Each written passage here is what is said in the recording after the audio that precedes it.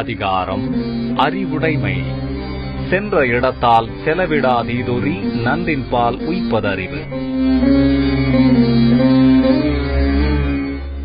மனம் போகும் வழியெல்லாம் போகவிடாமல் தீய வழிகளை தள்ளிவிட்டு நல்வழியை தேர்வு செய்வதே அறிவுடைமையாகும். வணக்கம் அன்பு நண்பர்களே, இன்றைய மக்கள் யார் பக்கம் நிகழ்ச்சிக்கு உங்கள் அனைவரும் அன்போடு வரவேற்கிறோம். மிகப்பெரிய எதிர்பார்ப்பை ஏற்படுத்தியிருக்கக்கூடிய நிகழ்ச்சியாக இந்த தேர்தல் திருவிழா, இந்த ஜனநாயக திருவிழா எந்த அளவுக்கு ஒரு ஆர்வத்தையும் ஈர்ப்பையும் எதிர்பார்ப்பையும் தமிழக மக்கள் மத்தியில் மட்டுமல்ல ஒட்டுமொத்த இந்தியாவிலேயே ஏற்படுத்தியிருக்கிறதோ அந்த அளவுக்கு மிக முக்கியமான அளவுக்கு இந்த கருத்து கணிப்பும் தன்னுடைய ஈர்ப்பையும் எதிர்பார்ப்பையும் ஏற்படுத்தியிருக்கிறது. எந்த அளவுக்கு சரி என்று நிறைய நிறுவனங்கள், பல நிறுவனங்கள், தொலைக்காட்சி ஊடகங்கள் மற்றும் செய்தி ஊடகங்கள் மற்றும் வார இதழ், தினசரி இதழ்கள் எல்லாமே இந்த கருத்து கணிப்பை வெளியிடும் போது எது சரியா இருக்கும் என்ற ஒரு தனியான ஒரு கூடுதல் கியூரியாசிட்டியும் ஒரு ஆர்வம் கூட ஏற்படுகிறது. அகில இந்திய தலைவர் கூட இங்க வர துவங்கிவிட்டு இருக்காங்க தேர்தல். அதனால தான் ஒட்டுமொத்தமா தமிழகத்துடைய கவனத்தை மட்டுமல்லாமல் அகில இந்திய கவனத்தை பெறுகின்ற பார்த்தோம். இன்று காங்கிரஸ் கட்சியுடைய தலைவர் சோனியா காந்தி பிரச்சாரம் மேற்கொண்டார். நேற்று முன்தினம் பாஜகவுடைய அகில இந்திய தலைவர் அமித்ஷா பிரச்சாரம் மேற்கொண்டார். நாளை பிரதமர் நரேந்திர மோடி அவர்கள் பிரச்சாரம் மேற்கொள்கிறார். மொத்தம் 3 நாட்கள் பிரதமர் மோடியுடைய பிரச்சாரம் இருக்கிறது. இன்னும் மத்திய அமைச்சர் பெருமக்கள் வர இருக்கிறார்கள். இப்படி காங்கிரஸ் தரப்பிலிருந்தும் பாஜக தரப்பிலும் தங்களுடைய முழு பலத்தையும் பிரயோகித்து இங்கு வந்திருக்கிறார்கள். ஒரு மாற்றாக தங்களுடைய தேசிய கட்சிகள் தமிழகத்தில் எந்த அளவு தங்களை நிலைநிறுத்திக் கொள்ள முடியும் என்பதற்கான ஒரு முயற்சியாக இருக்கிறது. அதே போல திராவிட முன்னேற்ற கழகம், அனைத்து இந்திய அண்ணா திராவிட முன்னேற்ற கழகம் முழுமையான முழு வீச்சோடு முழு மூச்சோடு என்று சொன்னால் மிகையாகாது. இன்று அதிமுக தன்னுடைய பிரம்மாஸ்திரம் என்று நம்பக்கூடியதை ஏவி இருக்கிறது. எல்லா கட்சிகளும் தேர்தல் அறிக்கையை வெளியிட்டு கிட்டத்தட்ட 10-15 நாட்களுக்கு மேல் ஆகிவிட்ட நிலையில் கடைசியாக தன்னுடைய தேர்தல் அறிக்கையை இன்று அதிமுக வெளியிட்டிருக்கிறது. அதிமுக பொதுச் செயலாளர் தமிழக முதலமைச்சர் ஜெயலலிதா பெருந்துறையில் இந்த தேர்தல் அறிக்கையை வெளியிட்டார். நிறைய அறிவிப்புகள் இருக்கின்றன, மக்களை ஈர்க்கக்கூடிய அறிவிப்புகள் இருக்கின்றன, மக்களுடைய விமர்சனத்துக்கு, அரசியல் கட்சிகளுடைய விமர்சனத்துக்குள்ளாகக்கூடிய அறிவிப்புகள் இருக்கின்றன. எந்த அளவுக்கு சாத்தியமாகிறது, மக்கள் இந்த அறிக்கையை இது சாத்தியமாகிறதா இல்லை என்பதை தாண்டி மக்கள் இந்த அறிக்கையை எந்த அளவுக்கு நம்புகிறார்கள் என்பதை பொறுத்தான் மே 16ஆம் தேதி வரக்கூடிய மிகப்பெரிய எதிர்பார்ப்பை, தீர்ப்பை மக்கள் அளிக்கக்கூடியது என்னவா இருக்க போகுது என்பதை கண்டுபிடிப்பதற்காகத்தான் இந்த கருத்து கணிப்பு நிகழ்ச்சி.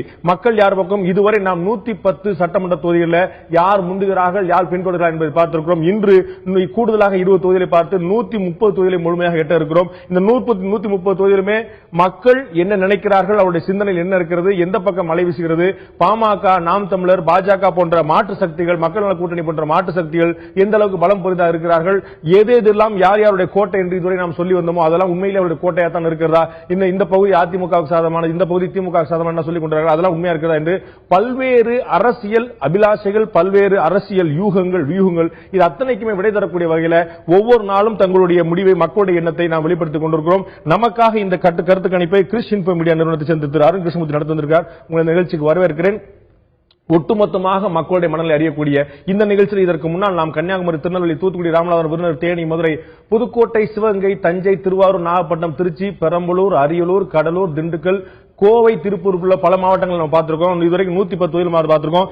நேற்று நாம் ஒரு 20 தொகுதிகளை பார்த்தோம். அந்த நேற்று நாம் பார்த்த 20 தொகுதியில் என்ன அப்படிங்கிற யாருக்கு எவ்வளவு பலம் இருந்தது அப்படிங்கிற பார்க்கும்போது மத்திய மாவட்டத்தில் இருக்கக்கூடிய ஸ்ரீரங்கம், மணப்பாறை உள்ளிட்ட 2 மாவட்டம், 2 தொகுதி தவிர மேற்கு மாவட்டங்களில் நிறைய தொகுதிகள் பார்த்தோம். அதுல அதிமுக அதிகபட்சமாக 13 சட்டமன்ற தொகுதியில் நேற்று நாம் பார்த்ததில் லீடு எடுக்கிற பார்த்தோம். ஸ்ரீரங்கம், கிணத்துக்கடவு, கவுண்டம்பாளையம், மேட்டுப்பாளையம், பொள்ளாச்சி, காங்கேயம், மடத்துக்குளம், பல்லடம், திருப்பூர் வடக்கு, நத்தம், வேடச்சந்தூர், நிலக்கோட்டை, தனி, உடுமலை ஆகிய 13 சட்டமன்ற தொகுதியில் அதிமுக முன்னிலை வைப்பதையும், ஆத்தூர், ஒட்டன்சித்திரம், பழனி ஆகிய 3 தொகுதிகள் திராவிட முன்னேற்ற கழகம் முன்னிலை வைப்பதையும், மணப்பாறை, தாராபுரம், திருப்பூர் தெற்கு, திண்டுக்கல் ஆகிய 4 சட்டமன்ற தொகுதிகளில் இழுபறி நிலைமை நீடிக்கிறதை பார்க்கிறோம். நாம் இன்று ஒரு 20 சட்டமன்ற தொகுதியில் பார்க்க இருக்கிறோம். இன்று நாம் பார்க்கக்கூடிய சட்டமன்ற தொகுதியில் என்னென்ன அப்படிங்கிறத பார்க்கலாம். இன்று நாம் பார்க்கக்கூடிய சட்டமன்ற தொகுதிகள் ஆம்பூர், அணைக்கட்டு, அரக்கோணம் தனி, ஆற்காடு, குடியாத்தம் தனி, ஜோலார்பேட்டை, கேவிக்குப்பம், கீழ் வைத்தியநாங்குப்பம் என்று அழைக்கப்படக்கூடிய கேவிக்குப்பம் தனி, காட்பாடி, ராணிப்பேட்டை, சோளிங்கர், திருப்பத்தூர், வாணியம்பாடி, வேலூர், போலூர், ஆரணி, செங்கம் தனி, கலசப்பாக்கம், செய்யாறு, வந்தவாசி தனி,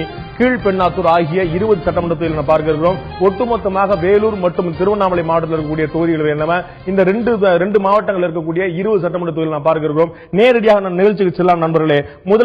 முதலில் நாம் பார்க்க இருக்கக்கூடியது ஆம்பூர் சட்டமன்ற தொகுதி. ஆம்பூர் சட்டமன்ற தொகுதியில் இதுவரை கடந்த கால வரலாறு என்ன பார்க்கலாம். ஆம்பூர் சட்டமன்ற தொகுதியில் இதற்கு முன்னால்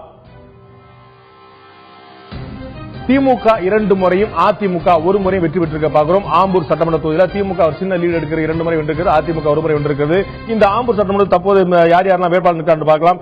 மனிதநேய மக்கள் கட்சியுடைய அஸ்லாம் பாஷா ஏற்கனவே சட்டமன்ற உறுப்பினர் இருந்தார். அதிமுக சார்பாக பாலசுப்ரமணி, மனிதநேய மக்கள் கட்சி சார்பாக நசீர் அகமது, தேமுதிக சார்பாக வாசு, பாஜக வெங்கடேசன், பாமக அமீன் பாஷா, நாம் தமிழர் கலை காமராஜ் ஆகிய 6 பேர் களத்தில் நிற்பதை பார்க்கிறோம். இந்த ஆம்பூர் சட்டமன்ற தொகுதி மக்களும் நீங்கள் இந்த மாதிரி யாருக்கு வாக்களிப்பு கேட்டபோது அவர்கள் சொன்ன பதில் அதிமுகவுக்கு ஆதரவாக 38 முதல் 44 விழுக்காடு, மனிதநேய மக்கள் கட்சிக்கு திமுக கூட்டிலிருந்து ஒரே ஒரு விழுக்காடு குறைவாக 37 முதல் 43, தேமுதிகவுக்கு 8 முதல் 14, பிற கட்சிகள் 4 முதல் 10, நோட்டா 1, அதிமுக திமுகவை விட, அதாவது திமுக கூட்டணியில் இருக்கக்கூடிய மனிதநேய மக்கள் கட்சியை விட ஒரு விழுக்காடு கூடுதலாக 38 முதல் 44 விழுக்காடுகளை பெறுகிறது ஆம்பூர் சட்டமன்ற தொகுதியில். இது ஒரு விழுக்காடு தான் வித்தியாசம் இருக்குனால டூ க்ளோஸ் டு கால் நம்ம கொடுக்க போறோம். யாருக்கும் சாதகம் இல்லை, இது இழுபறியான தொகுதின்னு பார்க்கிறோம். இந்த இடத்துல முக்கியமான டிஸ்அட்வான்டேஜ் பார்க்கிறது மனிதநேய மக்கள் கட்சி உதயசூரியன் சின்னத்தில் போட்டியிடாம அவர் சுயேட்சை சின்னத்தில் அவர் சொந்த சின்னத்தில் போட்டியிடுறது ஒரு மைனஸ் பாயிண்டா பார்க்க முடியுமா? ஏன்னா ஒரு விழுக்காடு தான் வித்தியாசம் இருக்குது. ஒருவேளை உதயசூரியன் சின்னம் இருந்தால் இங்க இன்னும் கூடுதலான போட்டியோ அல்லது திமுக அட்வான்டேஜ் கிடைச்ச வாய்ப்பு இருக்கா? அதுவும் ஒரு முக்கியமான ஃபேக்டர். அடுத்தது நீங்க எடுத்து பாத்தீங்கன்னா, நேத்து நீங்க நிகழ்ச்சியில சொன்னீங்க எப்படி நாடாளுமன்ற தேர்தலில் கிட்டத்தட்ட ஒரு 180 தொகுதி கிட்ட அதிமுக அந்த சட்டமன்ற தொகுதிகளில் முன்னிலை வகிக்கிறாங்க. வேலூர் நாடாளுமன்ற தொகுதி அப்படி ஒரு முக்கியத்துவம் நம்ம எடுத்து பார்க்க வேண்டிய கட்டாயத்தில் இருக்கும். ஏன் அப்படின்னா, இங்க பல சட்டமன்ற தொகுதிகளில் திமுக 3வது இடத்துக்கு தள்ளப்படுறாங்க. ஏசி சண்முகம் அவர்கள் என்டிஏல நிக்கிறாரு. அப்ப பாமக ஓட்டு, பிஜேபி ஓட்டு, ஏசி சண்முகம் அவருக்கு இருக்கிற செல்வாக்கு எல்லாத்தையும் வச்சு அவர் அதிமுகவுக்கு ஒரு கடுமையான போட்டி தரார். அப்படி ஆம்பூர்ல நீங்க பாத்தீங்கன்னா அவங்க 2 பேருக்கும் கடுமையான போட்டியில திமுக கூட்டணியில IOML அவங்க 3வது இடத்துக்கு தள்ளப்படுறாங்க. இங்க இன்னொன்னு முக்கியமான ஓட்டர் டைனாமிக்ஸ் நீங்க எடுத்து பாத்தீங்கன்னா, ஓட் போலரைசேஷன், ஹிந்து ஓட்ஸ் இஸ்லாமியர்கள் ஓட்டுன்னு பிரியுது. அந்த வாக்குகள் பிரியும் போதும் வாக்குகள் 2 பக்கமா பிரியும் போதும் ஒருத்தருக்கு அட்வான்டேஜா போகுது. கட்சி சின்னத்துல நிக்காதது டெஃபினட் டிஸ்அட்வான்டேஜா பார்க்கப்படுது. இந்த ஹிந்து ஓட்டு இஸ்லாமியல் ஓட்டுன்னு சொல்லும்போது நம்ம பார்க்கறது வேலூர் திருவண்ணாமலை மாவட்டத்தை நம்ம இன்னைக்கு பார்க்க போறோம். வேலூர் மாவட்டத்தில் சிறுபான்மை மக்கள் அதிக பெரும்பான்மையா இருக்கக்கூடிய, தமிழகத்தில் சில பாக்கெட்ல அதிகமா இருக்கிற இடத்துல இது ஒரு முக்கியமான நம்ம பார்க்கக்கூடிய பல தொகுதிகளில் அவர்களுடைய சால்டான இன்ஃபுளுன்ஸ் நம்ம பார்க்கணும். வாணியம்பாடி, நம்ம ஆம்பூர், அணைக்கட்டு மாதிரி பல தொகுதிகளில் நம்ம உங்களுக்கு ஸ்ட்ராங்கான இன்ஃபுளுன்ஸ் நம்ம இருக்க போது பார்க்கிறோம். இது எங்கேயாவது ஒரு தனியா போலரைஸ் ஆயிருக்கா? இப்ப பார்த்தோம்னா மனிதநேய மக்கள் கட்சி திமுக கூட இருக்குது, இந்திய யூனியன் முஸ்லீமுக்கு அவங்க கூட இருக்குது, மனிதநேய ஜனநாயக கட்சி இவங்க கூட இருக்குது, இன்னும் ஷேக் தாவூத் அவருடைய கட்சி, இந்த தமிழ் மாநில முஸ்லீம் கட்சி அவங்க அதிமுக பக்கம். இப்படி சிறுபான்மையின வாக்குகளே கூட இரண்டுபட்டு இருக்கும்போது அவர்களுக்கான தனியா SDPI எல்லாம் யாருடையுமே சேர மாட்டேன் அவங்க தனியா வர போட்டிடுறாங்க. இப்படி பாரம்பரியமிக்க இந்தியன் யூனியன் முஸ்லீம் மாதிரியான கட்சிகளும் SDPI மாதிரியான புதிதாக உருவான கட்சிகளும் ஆளுக்கு ஒரு திக்கில் நிற்கும் போது சிறுபான்மையின வாக்குகள் அப்படிங்கிற கன்சல்டேட்டா ஒரு பக்கம் நிற்குதா? முன்னாடி எனக்கு தெரிஞ்ச நம்ம ஆரம்ப அரசியல் சிறுபான்மையின வாக்குகள் திமுக வாக்கு சொல்லுவோம், அது மைனாரிட்டி ஓட்டு, அது DMK உடைய ஓட் பேங்க் சொல்லுவோம். இப்ப அந்த நிலைமை இருக்குதா? அவர்கள் சிதறுகிறார்களா இல்லாட்டி தொகுதி மாறுபடுகிறதா? தொகுதி கண்டிப்பா மாறுபடுது. உள்ளூர் தலைவர்கள் இப்ப நீங்க சொன்னாப்ல புதிய கட்சியோ இல்ல பாரம்பரியமிக்க ஒரு கட்சியோ, அந்த கட்சியோடைய உள்ளூர் தலைவர்கள் இன்னைக்கு யாரு, அவர்களுக்கு மக்களிடையே இருக்கக்கூடிய வரவேற்பு என்ன, அதை பொறுத்துதான் வாக்கு. கண்டிப்பா நீங்க சொன்னாப்ல ஒரு போலரைசேஷன் அப்படின்னு இருக்கும்போது ஒரு சர்டன் ஐடியாலஜிஸ், ஒரு சர்டன் பிலீஃப் சிஸ்டம், அதுக்கான வாக்குகள் தான் மக்கள் செலுத்துறாங்க. அது எந்த மதம் எந்த இனமா இருந்தாலும். அதுல அவங்க செலுத்த போகக்கூடிய வேட்பாளரோ செலுத்தக்கூடிய கட்சியோ அந்த தலைவரோ அந்த தலைவியோ அவர்களுடைய பரிச்சயம், அவர்களுடைய லோக்கலைஸ்ட் ஃபேக்டர்ஸ், இதெல்லாம் ஒரு இம்பார்ட்டன்ட் ஃபேக்டர். இந்த மதம் இந்த சமூகம் அப்படிங்கறதுனால அந்த வாக்கு போறதுங்கிறது கொஞ்சம் மாறிட்டு வரதை நம்ம கண்கூட பார்க்க முடியும். இப்ப முஸ்லிம்களுடைய ஓட்டோ கிறிஸ்துவர்களுடைய ஓட்டோ அந்தந்த பகுதியில் லோக்கல் லீடர்ஸ் யார் அவங்க யார் செல்வாக்கா இருக்காங்க அதே சமூகத்தில் அப்படிங்கிற பொறுத்து மாறுது. அப்படின்னா இப்ப பி ஜீனுல் அப்தீன் மாதிரியான இஸ்லாமிய தலைவர்கள் அவங்களுக்கு எல்லாம் ஒரு பெரிய செல்வாக்கு இருக்கு. அவர்களுடைய சமுதாயம் ஒரு கிட்டத்தட்ட ஒரு பெரும்பகுதி அந்த இன்ஃபுளுன்ஸ் பண்ண முடியாது. அவங்க எல்லாம் ஜமாத்துல கூடி அல்லது சர்ச்சில் கூடி அவங்க சொல்லிடக்கூடிய வாய்ப்புகள் இருக்கு. அப்ப அது ஒட்டுமொத்தமா ஒரு ஃபிகர் கொடுக்காதா? இது இஸ்லாமியருடைய ஓட்டு பூரா இந்த பக்கம் போகும், கிறிஸ்துவோட ஓட்டு பூரா இந்த பக்கம் போகும் அப்படிங்கிற மாதிரி ஒரு ஒட்டுமொத்தமான ஒரு வேவ் எங்கேயும் பார்க்க முடியலையா? அந்த மாதிரி ஒரு வேவ் உருவாகிறதுக்கு ஒரு வாய்ப்பு இல்லாததுக்கு முக்கிய காரணம் இந்த முறை பாத்தீங்கன்னா இளைஞர்கள் கிட்ட இருக்கக்கூடிய அந்த மாற்று அரசியல் வேண்டும்ங்கிற ஒரு கருத்தும் பரவலா இருக்கு.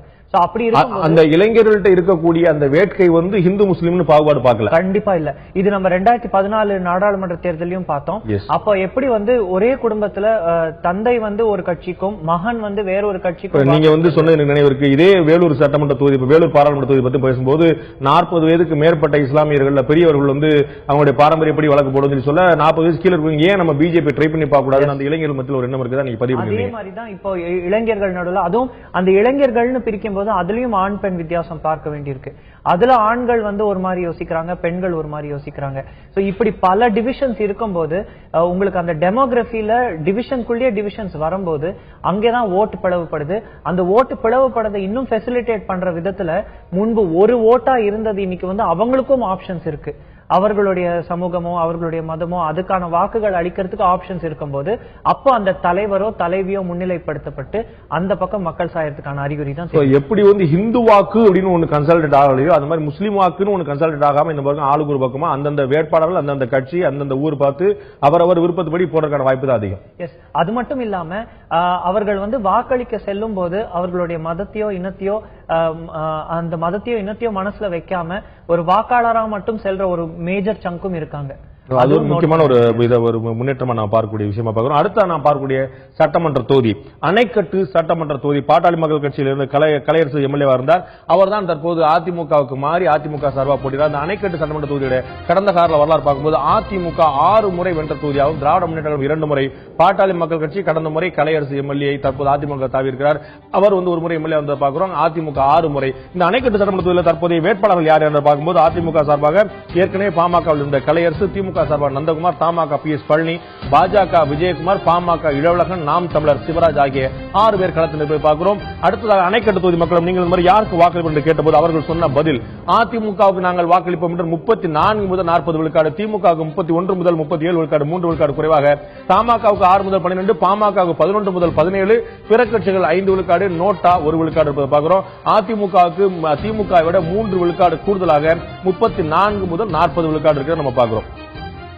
இந்த இடத்துல பாமக அளவுக்கு ஒரு பாமக இருந்து இங்க வந்ததுனால அது வந்து இந்த கேண்டிடேட் கலையரசு கேண்டிடேட்டுக்கு வந்து ஒரு அட்வான்டேஜா மாறி இருக்குதா? அவருக்கான செல்வாக்கு பாமகவுடைய பெல்ட் பிளஸ் அந்த caste belt plus ADMK strong hold ஏற்கனவே பார்த்தோம் 6 முறை அந்த இடத்துல வந்து 11 முறை 6 முறை வென்றதை பார்த்தோம். சோ பாமக அவர் சம்பாதிச்ச செல்வாக்கும் அதிமுக செல்வாக்கு சேர்ந்து இருக்குதா? பாமக செல்வாக்கு இங்க குறைவா இல்ல, 11 இருந்து 14 கிட்டத்தட்ட 15 விழுக்காடு வாங்கியிருக்கோம். சோ அது வந்து ஸ்பாயிலரா போதா டிஎம்கேக்கு? கண்டிப்பா ஸ்பாயிலரா டிஎம்கே மட்டும் இல்ல, இங்க நம்ம பார்த்தோம் அப்படின்னா ஒரு சமூகம் சார்ந்த வாக்கு வந்து பிரியறதுக்கு நிறைய வாய்ப்புகள் இருக்கு. அதுக்கப்புறம் இந்த தொகுதியை நம்ம வந்து ஒரு கட்சி வாரியா பார்த்தோம் அப்படின்னா அதிமுகக்கு இங்க என்ன ஃபேக்டர்ஸ் அப்படின்னு பாத்தீங்கன்னா கட்சிக்கு ஒரு பலம் இருக்கு. அது தவிர வேட்பாளர் வந்து மாற்று கட்சியிலிருந்து வந்தாலுமே கூட அவர் வந்து ஒரு தெரிந்த முகமா இருக்காரு. அப்படி இருக்கும்போது அந்த கட்சி பிளஸ் அந்த காம்பினேஷன் கொஞ்சம் அவருக்கு ஃபேவரபிளா ஒர்க் ஆகுது, நல்லா பார்க்க முடியுது. அடுத்தது நீங்க எடுத்துக்கிட்டீங்கன்னா திராவிட முன்னேற்ற கழகத்துக்குள்ள வேட்பாளர் மாற்றம் குறித்து ரொம்ப நியூஸ்ல வந்த ஒரு தொகுதி அணைக்கட்டு தொகுதி. சோ அது வந்து ஒரு பின்னடைவா பார்க்கப்படுது. அடுத்தது நீங்க வந்தீங்கன்னா பாமக, அவங்களுக்கு இந்த தொகுதியில ஒரு பெரிய பேஸ் இருக்கு. அந்த பேஸ் வந்து கண்டிப்பா இருக்கு. அப்படி இருக்கும்போது முன்பு தொகுதியில இருந்த ஒரு தலைவர் இப்ப இல்லங்கிற அந்த வாய்ட வந்திருக்கக்கூடிய கேண்டிடேட் வந்து ஃபில் பண்ணிட்டாரா அப்படின்னா இன்னும் இல்ல. அது போக போக ஆகுமாங்கிறத பொறுத்து இருந்துதான் பார்க்கணும். சோ அதிமுக பாமகல இருந்து அவர் அதிமுக போனது பாமகக்கு ஒரு இழப்பாகவும் கூட நம்ம பார்க்கப்படுகிறது. அந்த அளவுக்கு இன்ஃபுளுன்ஸ் வந்து புதிய வேட்பாளர் பண்ண முடியுமாங்கிறத பொறுத்து வந்து பார்க்க வேண்டிய இருக்கிறது. அடுத்த நாம் பார்க்கக்கூடிய சட்டமன்ற தொகுதி நண்பர்களே அரக்கோணம் தனி. அரக்கோணம் தனி தொகுதியுடைய கடந்த கால தேர்தல் வரலாறு பார்க்கலாம். இதற்கு முன்னால் அரக்கோணம் தனி தொகுதியில் திமுக 6 முறையும் அதிமுக 4 முறையும் காங்கிரஸ் 1 முறை வென்றது பார்க்கிறோம். அதிகபட்சமாக 11 முறைகளில் திமுக 6 முறை வென்றிருக்கக்கூடிய அரக்கோணம் தனி தொகுதி. தற்போதைய வேட்பாளர்கள் யார் யார் அங்கே பார்க்கலாம். அதிமுக சார்பாக எஸ் ரவி, திமுக ராஜ்குமார், விடுதலை சிறுத்தைகள் கட்சி சார்பாக கோபிநாத், பாஜக விஜயன், பாமக அற்புதம், நாம் தமிழர் சரவணன் ஆகிய 6 பேர் களத்தில் இருக்கக்கூடியதை பார்க்கிறோம் அரக்கோணம் தனி சட்டமன்ற தொகுதியில். இந்த முறை இந்த அரக்கோணம் சட்டமன்ற தொகுதியில் நீங்கள் யாருக்கு வாக்களிக்க பொருள் நாம் கேட்ட போது அவர்கள் சொன்ன பதில் திராவிட முன்னேற்ற கழகத்துக்கு 36 முதல் 42 விழுக்காடு மக்களும், 3 விழுக்காடு குறைவாக அதிமுக 33 முதல் 39, விடுதலை சிறுத்தைகளுக்கு 6 முதல் 12, பாமக 8 முதல் 14, பிற கட்சிகள் 4, நோட்டா 1, அதிமுகவுக்கு 33 முதல் 39 விழுக்காடு, 3 விழுக்காடு கூடுதலாக திமுகவுக்கு 36 முதல் 42 விழுக்காடு இருக்க பார்க்கிறோம். இது சிட்டிங் எம்எல்ஏ வந்து அங்க அதிமுக சார்பா திரும்ப போட்டிறார். அது வந்து அவருக்கு ஒரு மைனஸ் பாயிண்டா இருக்கா? இது தாண்டி வேற ஏதாவது காரணங்கள் இருக்கா அதிமுக சார்பா? முக்கியமான இன்னைக்கு பார்க்கக்கூடிய பல தொகுதிகள்ல நம்ம பார்த்தோம் அப்படின்னா வந்து 3வது 4வது அணியும் வந்து அது யாரா வேணா இருக்கலாம். 3வது பொசிஷன் 4வது பொசிஷன் அவர் 1 2 3 4 அப்படின்னு எடுத்துக்கிட்டீங்கன்னா அந்த 1 2 3 4 4 பேருமே வந்து டபுள் டிஜிட்ல ஓட் வாங்குறாங்க. அவங்களுக்கான கேப் குறைய ஆரம்பிக்குது. சில தொகுதிகளுக்கு நீங்க போகும்போது 1 2 3க்கும் இருக்கிற இடைவெளி பயங்கர குறைவா இருக்கு. சோ பலமுனை போட்டி தமிழகம் முழுசா இருக்கானா அதுக்கு ஒரு டவுட் தான். ஆனா சில பாக்கெட்ஸ்ல, சில லோக்கலைஸ்ட் பாக்கெட்ஸ்ல பலமுனை போட்டி உண்மையிலே இருக்கிறதுக்கு ஒரு பெஸ்ட் எக்ஸாம்பிள் அரக்கோணம் தொகுதியும் நம்ம விடுதலை சிறுத்தைகளும் பாட்டாளி மக்கள் ரெண்டு பேருமே டபுள் டிஜிட்ல ரொம்ப ஸ்ட்ராங்கான எட்ஜ் எடுக்கிறாங்க. அவங்களுடைய பிரசன்ஸும் கூட அங்க ரொம்ப ஸ்ட்ராங்கா இருக்கு. சென்ற முறை நீங்க பாத்தீங்கன்னா 2011 தேர்தல்ல இங்க வந்து விடுதலை சிறுத்தைகள் அவங்களதான் வந்து அதிமுக வேட்பாளர் தோற்கடிக்கிறார் திமுக கூட்டணியில. அப்போ இங்க இருந்த அந்த அரித்மெட்டிக் நீங்க பாத்தீங்கன்னா ஒரு பக்கம் பாமக, ஒரு பக்கம் விடுதலை சிறுத்தைகள், திமுக 3 பேரும் இருக்காங்க. திமுக கோட்டை அப்ப ப்ரோ ஏடிஎம்கே வேவ்ல அந்த கேண்டிடேட் வந்துடுறாரு. ஆனா இந்த முறை வந்து விடுதலை சிறுத்தைகள், தேமுதிக அவங்க வாக்க வந்து ஒரு மக்கள் நல கூட்டணிக்கும், பாமக தனிப்பட்ட முறையில அவங்க செல்வாக்கு வாக்க எடுத்துட்டு போகும்போதும் திமுக வந்து கட்சி பலத்தை வச்சு இங்க முன்னுக்கு வராங்க. சோ அப்ப இங்க என்னன்னா இது கட்சி டு கட்சி அப்படின்னு பார்க்கும்போது இந்த தொகுதியை பொறுத்த வரைக்கும் திமுக பலமா இருக்கிறத பார்க்க முடியும். ஒரு மிக முக்கியமான கவனிக்க வேண்டிய விஷயமா பாக்குறேன். விடுதலை சிறுத்தைகள் அங்க வந்து கூட்டணியிலிருந்து வெளியே போன பிறகும் கூட திமுக வந்து அங்க ஒரு ஸ்ட்ராங்கான எட்ஜ் எடுக்கக்கூடியது வந்து அந்த கட்சிக்கான ஒரு மிகப்பெரிய அட்வான்டேஜ் நான் பார்க்க முடியும். நாம் வந்து வேலூர் மற்றும் திருவண்ணாமலை மாவட்டத்தில் இருக்கக்கூடிய 20 சட்டமன்ற தொகுதிகளில் முந்துவது யார், பின்தொடர்வது யார் என்பதை பார்த்துக் கொண்டிருக்கிறோம். இப்போது நாம் வந்து பார்க்கக்கூடிய சட்டமன்ற தொகுதி ஆற்காடு சட்டமன்ற தொகுதி. இந்த ஆற்காடு சட்டமன்றத்தில் சீனிவாசன் அதிமுக எம்எல்ஏவாக இருந்தார். இந்த ஆற்காடு சட்டமன்ற தொகுதி கடந்த கால தேர்தல் வரலாறை பார்க்கலாம். இதற்கு முன்னால் இந்த ஆற்காடு சட்டமன்ற தொகுதியில் அதிமுக அதிகபட்சமாக 6 முறை, திமுக 4 முறை, பாட்டாளி மக்கள் கட்சி 1 முறை வென்றதை பார்க்கிறோம். அதிகபட்சமாக 11 தேர்தல்களில் அதிமுக 6 முறை வென்றதை பார்க்கிறோம். இந்த ஆற்காடு சட்டமன்ற தொகுதியில் தற்போதைய வேட்பாளர்கள் யார் யார் என்று பார்க்கும்போது அதிமுக சார்பாக வேட்பாளர் மாற்றப்பட்டு திரு கே வி ராமதாஸ், திமுக சார்பாக ஈஸ்வரப்பன், மதிமுக உதயகுமார், பாஜக அருள்ராமன், பாமக கரிகாலன் ஆகிய 5 பேர் களத்தில் நிற்பதை பார்க்கிறோம். அடுத்ததாக நாம் இந்த ஆற்காடு சட்டமன்ற தொகுதி மக்களிடம் நீங்கள் இந்த முறை யாருக்கு வாக்களிக்க போகிறது நாம் கேட்டபோது அவர்கள் சொன்ன பதில் என்ன? ஆற்காடு சட்டமன்ற தொகுதியில் மக்களிடம் நாம் கேட்ட கேள்விகள் அளித்த பதில் அதிமுக ஆதரவாக 35 முதல் 41 விழுக்காடும், திமுக ஆதரவாக 3 விழுக்காடு குறைவாக 32 முதல் 38 விழுக்காடு வாக்குகளும், பாமக 10 முதல் 16, மதிமுக 5 முதல் 11, பிற கட்சிகள் 5, நோட்டா 1, திமுகவுக்கு 32 முதல் 38 விழுக்காடு, அதோட 3 விழுக்காடு கூடுதலாக அதிமுகவுக்கு 35 முதல் 41 விழுக்காடு இருக்கிறத பார்க்கிறோம். இது திமுகவுக்கும் ஃபேவரா இல்லையா அதிமுக ஃபேவரா? ஒவ்வொரு முறை ஒவ்வொரு தொகுதி மாறி மாறி வந்துகிட்டு இருக்கு.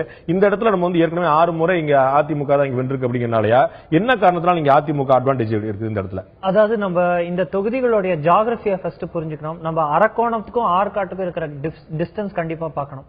ஆற்காடு, வேலூர் அப்படிதான் நம்ம இது வேலூர் மாவட்டங்கிறதே கிட்டத்தட்ட ஒரு ஸ்டேட் மாதிரி, பாண்டிச்சேரி மாதிரி சொல்லலாம். அது வந்து எங்க இருந்து ஆரம்பிச்சு எங்க வரைக்கும் போகக்கூடிய ஒரு பெரிய மாவட்டம்.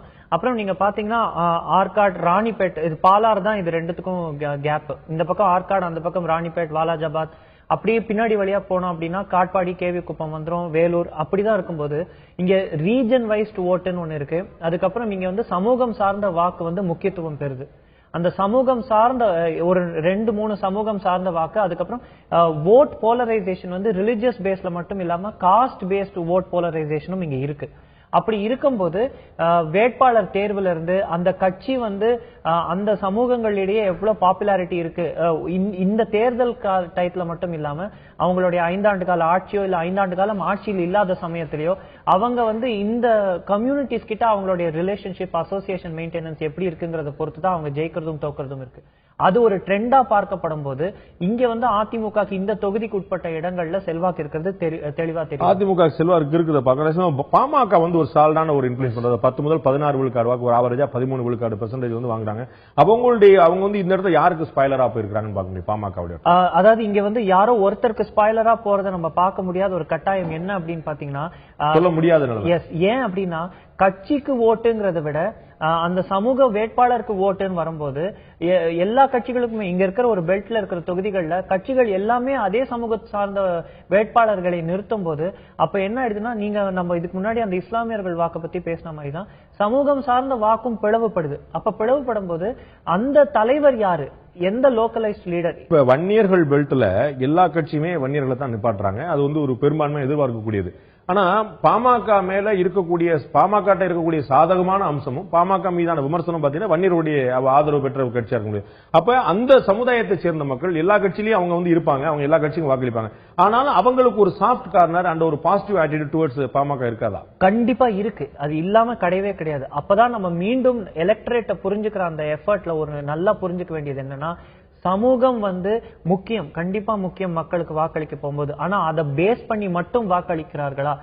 இப்ப வந்து அவர்களுக்கு ஒரு தலைவர் மேல ஈர்ப்பு இருக்கலாம், ஒரு கட்சி மேல ஈர்ப்பு இருக்கலாம், தேர்தல் அறிக்கைகள் மேல ஈர்ப்பு இருக்கலாம், இல்ல அந்த தொகுதிக்கு உட்பட்ட பல விஷயங்கள் மேல அவங்களுக்கு ஒரு அக்கறை இருக்கலாம், அது மேல ஒரு சமூக இது இருக்கலாம். இது தவிர நீங்க அடுத்த கேட்டகரின்னு பாத்தீங்கன்னா அந்த ஜெண்டர் டிவிஷன் வந்து ரொம்ப கிளியரா இருக்கு. தமிழக எலக்டரேட் வந்து ஆண்கள் பெண்கள் வாக்களிப்பது வந்து அதுதான் ஒரு பெரிய டிவிஷன் தமிழ்நாடுல. எல்லோருமே தாய் குலங்களே சொல்லி தனியா கோட் பண்ணி கூப்பிடுறதுக்கு ஒரு 100 காரணங்கள் கண்டிப்பா இருக்கு. அண்ட் இப்ப வந்து ஒரு ஹஸ்பண்ட் சொல்ற இடத்துக்கு தான் வைஃப் ஓட்டு போடுவாங்கங்கிறது வந்து அவ்வளவு உண்மை இல்லையோ அப்படிங்கிற அளவு கூட நம்ம போகும்போது ஃபீல்டு எல்லாம் நம்மளுக்கு தெரிய வருது. ஹஸ்பண்ட் கிட்ட கண்டிப்பா போடுறேன்னு சொல்லிட்டு அவங்க இஷ்டத்துக்கு போடுற மாதிரி நிறைய பேர் பர்சனலாவே நம்ம கிட்ட அதெல்லாம் சொன்னாங்க. சோ நம்ம வந்து ஒரு பல குடும்பத்துல குழப்பத்தை உண்டாக்கிறீங்க போல தெரியுது. நம்ம வந்து ரிலிஜன் சமூகம் அது ஒரு முக்கியமான ஃபேக்டர், அதுல மாற்று கருத்து கிடையாது. ஆனா அதே அளவுக்கு ஈக்குவல் ஜெண்டர் மற்றும் எக்கனாமிக்கல் கிளாசிபிகேஷன், தொகுதி சார்ந்த பிரச்சனைகள், கட்சி மேல் இருக்கிற ஈர்ப்பு எல்லாமே இருக்கு. அடுத்த நாம் பார்க்கக்கூடிய சட்டமன்ற தொகுதி குடியாத்தம் தனி சட்டமன்ற தொகுதி. குடியாத்தம் தனி சட்டமன்ற தொகுதியில் இதற்கு முன்னால் கடந்த கால வரலாறு நம்ம பார்க்கலாம். இந்த தொகுதியில இதற்கு முன்னால் வெற்றி பெற்றவர்கள் யார் என்று பார்க்கும்போது மார்க்சிஸ்ட் கம்யூனிஸ்ட் கட்சி 5 முறையும், திமுகவும் காங்கிரசும் தலா 2 முறையும், அதிமுகவும் இந்திய கம்யூனிஸ்டும் தலா 1 முறை வென்றிருக்கிற பார்க்கிறோம். இந்த குடியாத்தம் தனி சட்டமன்ற தொகுதியில அதிகபட்சமா மார்க்சிஸ்ட் கம்யூனிஸ்ட் கட்சி கூட்டணிகளுடைய ஆதரவோடு வென்றிருக்கிறது பார்க்கிறோம். இந்த குடியாத்தம் தனி சட்டமன்றத்தில் தற்போது வேட்பாளர் யார் யார் என்று பார்க்கும்போது இந்திய கம்யூனிஸ்ட் கட்சியுடைய லிங்கமுத்து எம்எல்ஏ வந்து அங்க வந்து சிட்டிங் எம்எல்ஏ வந்தார். அவர் இந்திய கம்யூனிஸ்ட் மீண்டும் போட்டியிடார். அதிமுக சார்பாக ஜெயந்தி பத்மநாபன், திமுக ராஜமார்த்தான், இந்திய கம்யூனிஸ்ட் கட்சி ஏற்கனவே சொன்னது போல பாஜக சார்பாக ஐஜேகேலிருந்து டி கணேசன், பாமக தீபா, நாம் தமிழர் வேல் ஆகிய 6 பேர் கலந்து பார்க்கிறோம். 2 பெண்களும் கலந்து நிற்கிற பார்க்கிறோம். குடியாத்தம் தனி சட்டமன்ற தொகுதியில் நீங்கள் இந்த மாதிரி யாருக்கு வாக்களிப்பு என்று கேட்டபோது அதிமுகவுக்கு ஆதரவாக 39 முதல் 45 விழுக்காடு, அதை விட 4 விழுக்காடு குறைவாக திமுகவுக்கு 35 முதல் 41, இந்திய கம்யூனிஸ்ட் 8 முதல் 14, பிற கட்சிகள் 8, நோட்டா 1 பார்க்கிறோம். திமுக விட 4 விழுக்காடு கூடுதலாக அதிமுக 39 முதல் 45 விழுக்காடு இருக்கிறத பார்க்கிறோம். இந்த வித்தியாசம் வந்து ஒரு ஸ்ட்ராங்கானதா இருக்கு. இப்ப மக்கள் நல கூட்டணி சார்பா இந்திய கம்யூனிஸ்ட் கட்சி போட்டியிடுது. அது 8 முதல் 14 விழுக்காடு வாக்கு வாங்குறாங்க. இது வந்து சுதீஷ் அவங்க பிரேமலதா அவங்களுடைய ஊர் இருக்கக்கூடிய பகுதி. அவங்க ஏற்கனவே கடந்த முறை அவங்க போட்டியிட கூட செஞ்சாங்க. அப்ப அவர் போட்டியிருந்த இந்திய கம்யூனிஸ்ட் கட்சிக்கு போல தேமுதிக போட்டிட்டு இருந்தா இந்த 8 முதல் 14 விழுக்காடுங்கிற இன்னும் கூட வரக்கூடிய வாய்ப்பு இருக்கா? அதிமுக வெற்றி பெறும் அப்படிங்கிற ஒரு கணிப்புல மாற்றம் இருக்கா? அந்த குடியாத்தம் தனி சட்டமன்ற தொகுதி அதிமுக எட்ஜ் எடுக்கக்கூடிய தொகுதியை பாக்குறோம். அதுல ஏதாவது ஒரு மாற்றத்தை ஏற்படுத்தி இருக்குமா சுதீஷ் போட்டிட்டு இருந்தா? ஆக்சுவலா நம்ம கம்யூனிஸ்ட் கட்சி வேட்பாளர்கள் அப்படின்னு பார்க்கும்போது முன்னாள் எம்எல்ஏ லீமா ரோசா இருக்கலாம், இல்ல பாலபாரதியா இருக்கலாம், இந்த மாதிரி சில தலைவர்கள் மேல நன்மதிப்பு அதிகமா இருக்கு. மாநிலம் முழுக்க அவங்களுக்கு ஒரு பேர் இருக்கு. அந்த அளவுக்கு பாப்புலர் இல்லாத ஒரு கேண்டிடேட்டா இவர் இருக்காரோ அப்படிங்கிற ஒரு கருத்தும் வரும். நீங்க தொகுதிக்குள்ள போய் பாத்தீங்கன்னா அவருக்கு அவ பெயர்லாம் ஒன்றும் கிடையாது. ஆனா அவர் மேல வந்து அந்த பெரிய ஈர்ப்பு இருக்கானா அந்த மத்த கம்யூனிஸ்ட் வேட்பாளர்களுக்கு இந்த ஈர்ப்பு நம்ம புரிய மாதிரி சொன்னா ஸ்டார் வேல்யூ இல்ல. எஸ், கண்டிப்பா ஸ்டார் வேல்யூ இல்ல. பாலபாரதி பத்தியோ பாலகிருஷ்ணன் சொல்லும்போது, லீமா ரோசா பத்தி சொல்லும்போது இவங்க வந்து ஒரு போட்டு குறைவா ஒரு ஸ்டார் வேல்யூ கம்மியா இருக்கும்போது அவர் வந்து அந்த கட்சிக்குன்னு இருக்கிற ஒரு வாக்கு. சென்ற முறையே நீங்க பாத்தீங்கன்னா ப்ரோ ஏடிஎம்கே வேவ் இருக்கிற அந்த காலகட்டத்திலேயே இங்க வந்து கம்யூனிஸ்ட் அதிமுக கூட்டணியில நிக்கும் போது திமுக வேட்பாளர் கிட்ட இவங்க வந்து ஒரு 6,000 பிலோ 10,000 மார்ஜின் கேப்ல தான் அவர் ஜெயிக்கிறாரு. சோ இங்க வந்து போட்டி எப்பவுமே கடுமையா இருந்திருக்கு. திமுகக்கு நீங்க ஒரு வாக்கு இருக்கு. இந்த முறை அதை முறியடிக்கும் விதத்துல அதிமுகவுக்கு வந்து தொகுதிக்குள்ள செல்வாக்கு கூடினதுக்கு முக்கிய காரணங்கள் நம்ம பார்க்க போனா அந்த பஞ்சாயத்துகள் உட்பட்ட இடங்கள்ல அவங்களுக்கு வந்து ஒரு 3 ஆண்டு காலத்துல செல்வாக்கு உயர்ந்திருக்கு. அதுக்கு காரணம் அந்த 100 நாள் வேலை வாய்ப்பு திட்டத்துக்கு உட்பட்ட திட்டங்கள் என்ன நிறைவேறிருக்குன்னு நம்மளுக்கு தெரிய வரலனா கூட அங்க வந்து ஒரு பாக்கெட் ஓட்ஸ், குரூப் ஓட்ஸா அவங்க பிடிச்சிருக்காங்கிறது நம்மளுக்கு தெரிய வருது. அதிகமான வேலை அனுபவித்தவர்களா அங்க இருக்காங்க. நம்ம 100 நாள் வேலை திட்டத்தை பார்க்கிறோம். நம்ம அடுத்ததான் நாம் பார்க்கக்கூடிய சட்டமன்ற தொகுதி கீழ் வைத்தியனான் குப்பம் என்று அழைக்கப்படக்கூடிய கேவி குப்பம் தனி சட்டமன்ற தொகுதி. இந்த கேவி குப்பம் தனி சட்டமன்ற தொகுதியில் தற்போது எம்எல்ஏவாக இந்திய குடியரசுக் கட்சியை சேர்ந்த திரு சேகூர் தமிழரசன் இருந்தார். தற்போது தொகுதி மாறி போட்டியிடுகிறார். அவர் தான் கடந்த முறை கூட்டணி சார்பாக போட்டியிட்டு அங்கு வெற்றி பெற்றிருந்தார். இவர் தற்போது தொகுதி மாறி இருக்கார். அந்த கூட்டணி கட்சியுடைய வெற்றியை தான் பார்க்கிறோம். அதிமுக கூட்டணி சார்பாக ஒரு முறை அவர் இரட்டை சின்னத்தில் தான் போட்டியிருந்தார். இந்த கேவி குப்பம் தனி சட்டமன்றத்தில் தற்போது வேட்பாளர் யார் யார் பார்க்கும்போது அதிமுக சார்பாக லோகநாதன், திமுக அமலு, தேமுதிக தேவியம்மாள், பாஜக சார்பாக விமலா ராஜேந்திரன், பாமக குசலகுமாரி, நாம் தமிழர் நீலர்ச்சனா. அதிகபட்சமாக 5 பெண்கள் வந்து சரியான போட்டியை கொடுக்கக்கூடிய நிலையில் பார்க்கிறோம் அதிமுகவுக்கு எதிராக. இந்த இடத்துல கேவி குப்பம் தனி சட்டமன்றத்தில் 6 வேட்பாளர்கள், 5 வேட்பாளர் பெண் வேட்பாளர்கள் பார்க்கிறோம். இந்த கேவி குப்பம் சட்டமன்றத்தில் இந்த முறை நீங்கள் யாருக்கு வாக்களிப்பீர்கள் என்று கேட்டபோது அவர்கள் சொன்ன பதில் அதிமுகவுக்கு 39 முதல் 45 விழுக்காடு, 1 விழுக்காடு குறைவாக திமுக 38 முதல் 44, தேமுதிகவுக்கு 6 முதல் 12, பிற கட்சிகள் 7, நோட்டா 1, திமுகவை விட 1 விழுக்காடு கூடுதலாக அதிமுக 39 முதல் 45 விழுக்காடு இருக்கக்கூடிய பார்க்கிறோம். சேகூர் தமிழரசன் மீண்டும் போட்டியிட்டு இருந்தா இந்த ஒரு விழுக்காடு எட்ஜிங்க வந்து ஒரு டூ க்ளோஸ் கால் போடுறோம், ஒரு விழுக்காடு தான் வித்தியாசம் இருக்குது. சோ டூ க்ளோஸ் இழுபறி நிலையில தான் தொகுதியை நம்ம வைக்கிறோம்.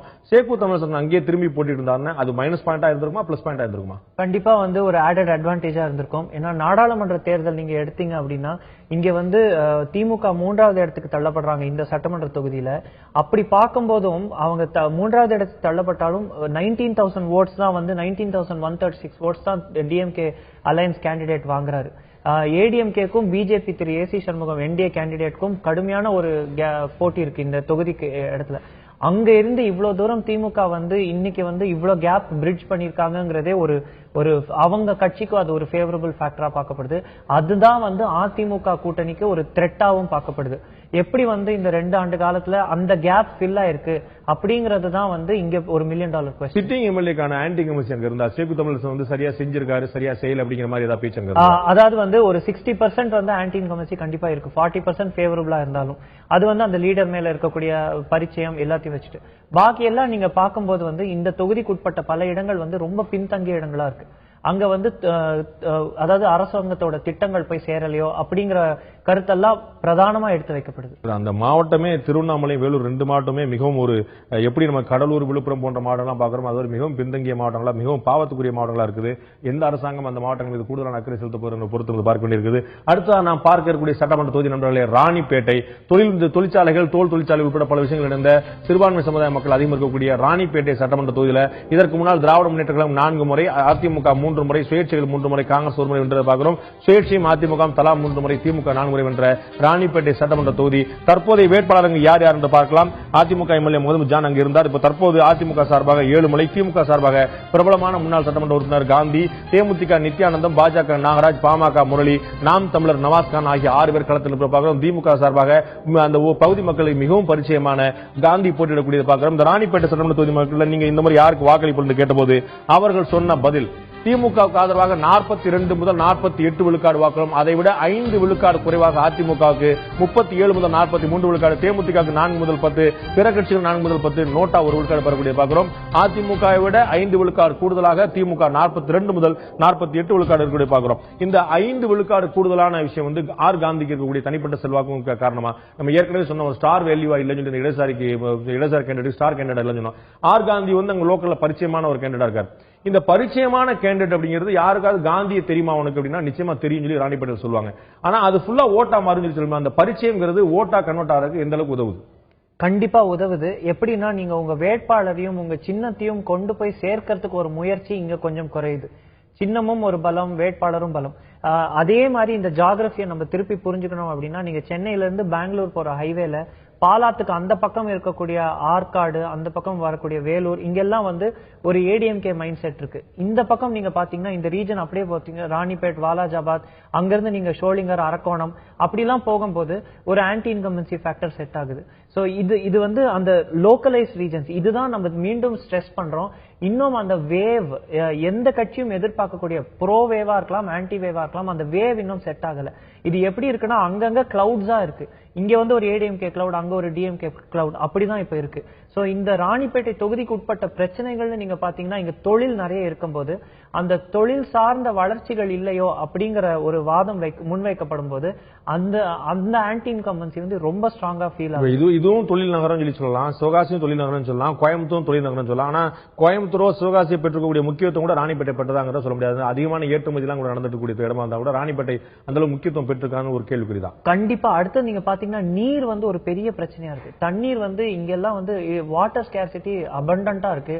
பாலாற்றுல மணல் கொள்ளை, இந்த மாதிரி இஷ்யூஸ் எல்லாம் நிறைய இருக்கு. அதுக்கப்புறம் இந்த ஒரு 5 ஆண்டு காலத்திலேயே நீங்க பாத்தீங்கன்னா அங்க வந்து ஒரு பெரிய பொல்யூஷன் ஆக்சிடென்ட் ஒன்னு ஆகுது.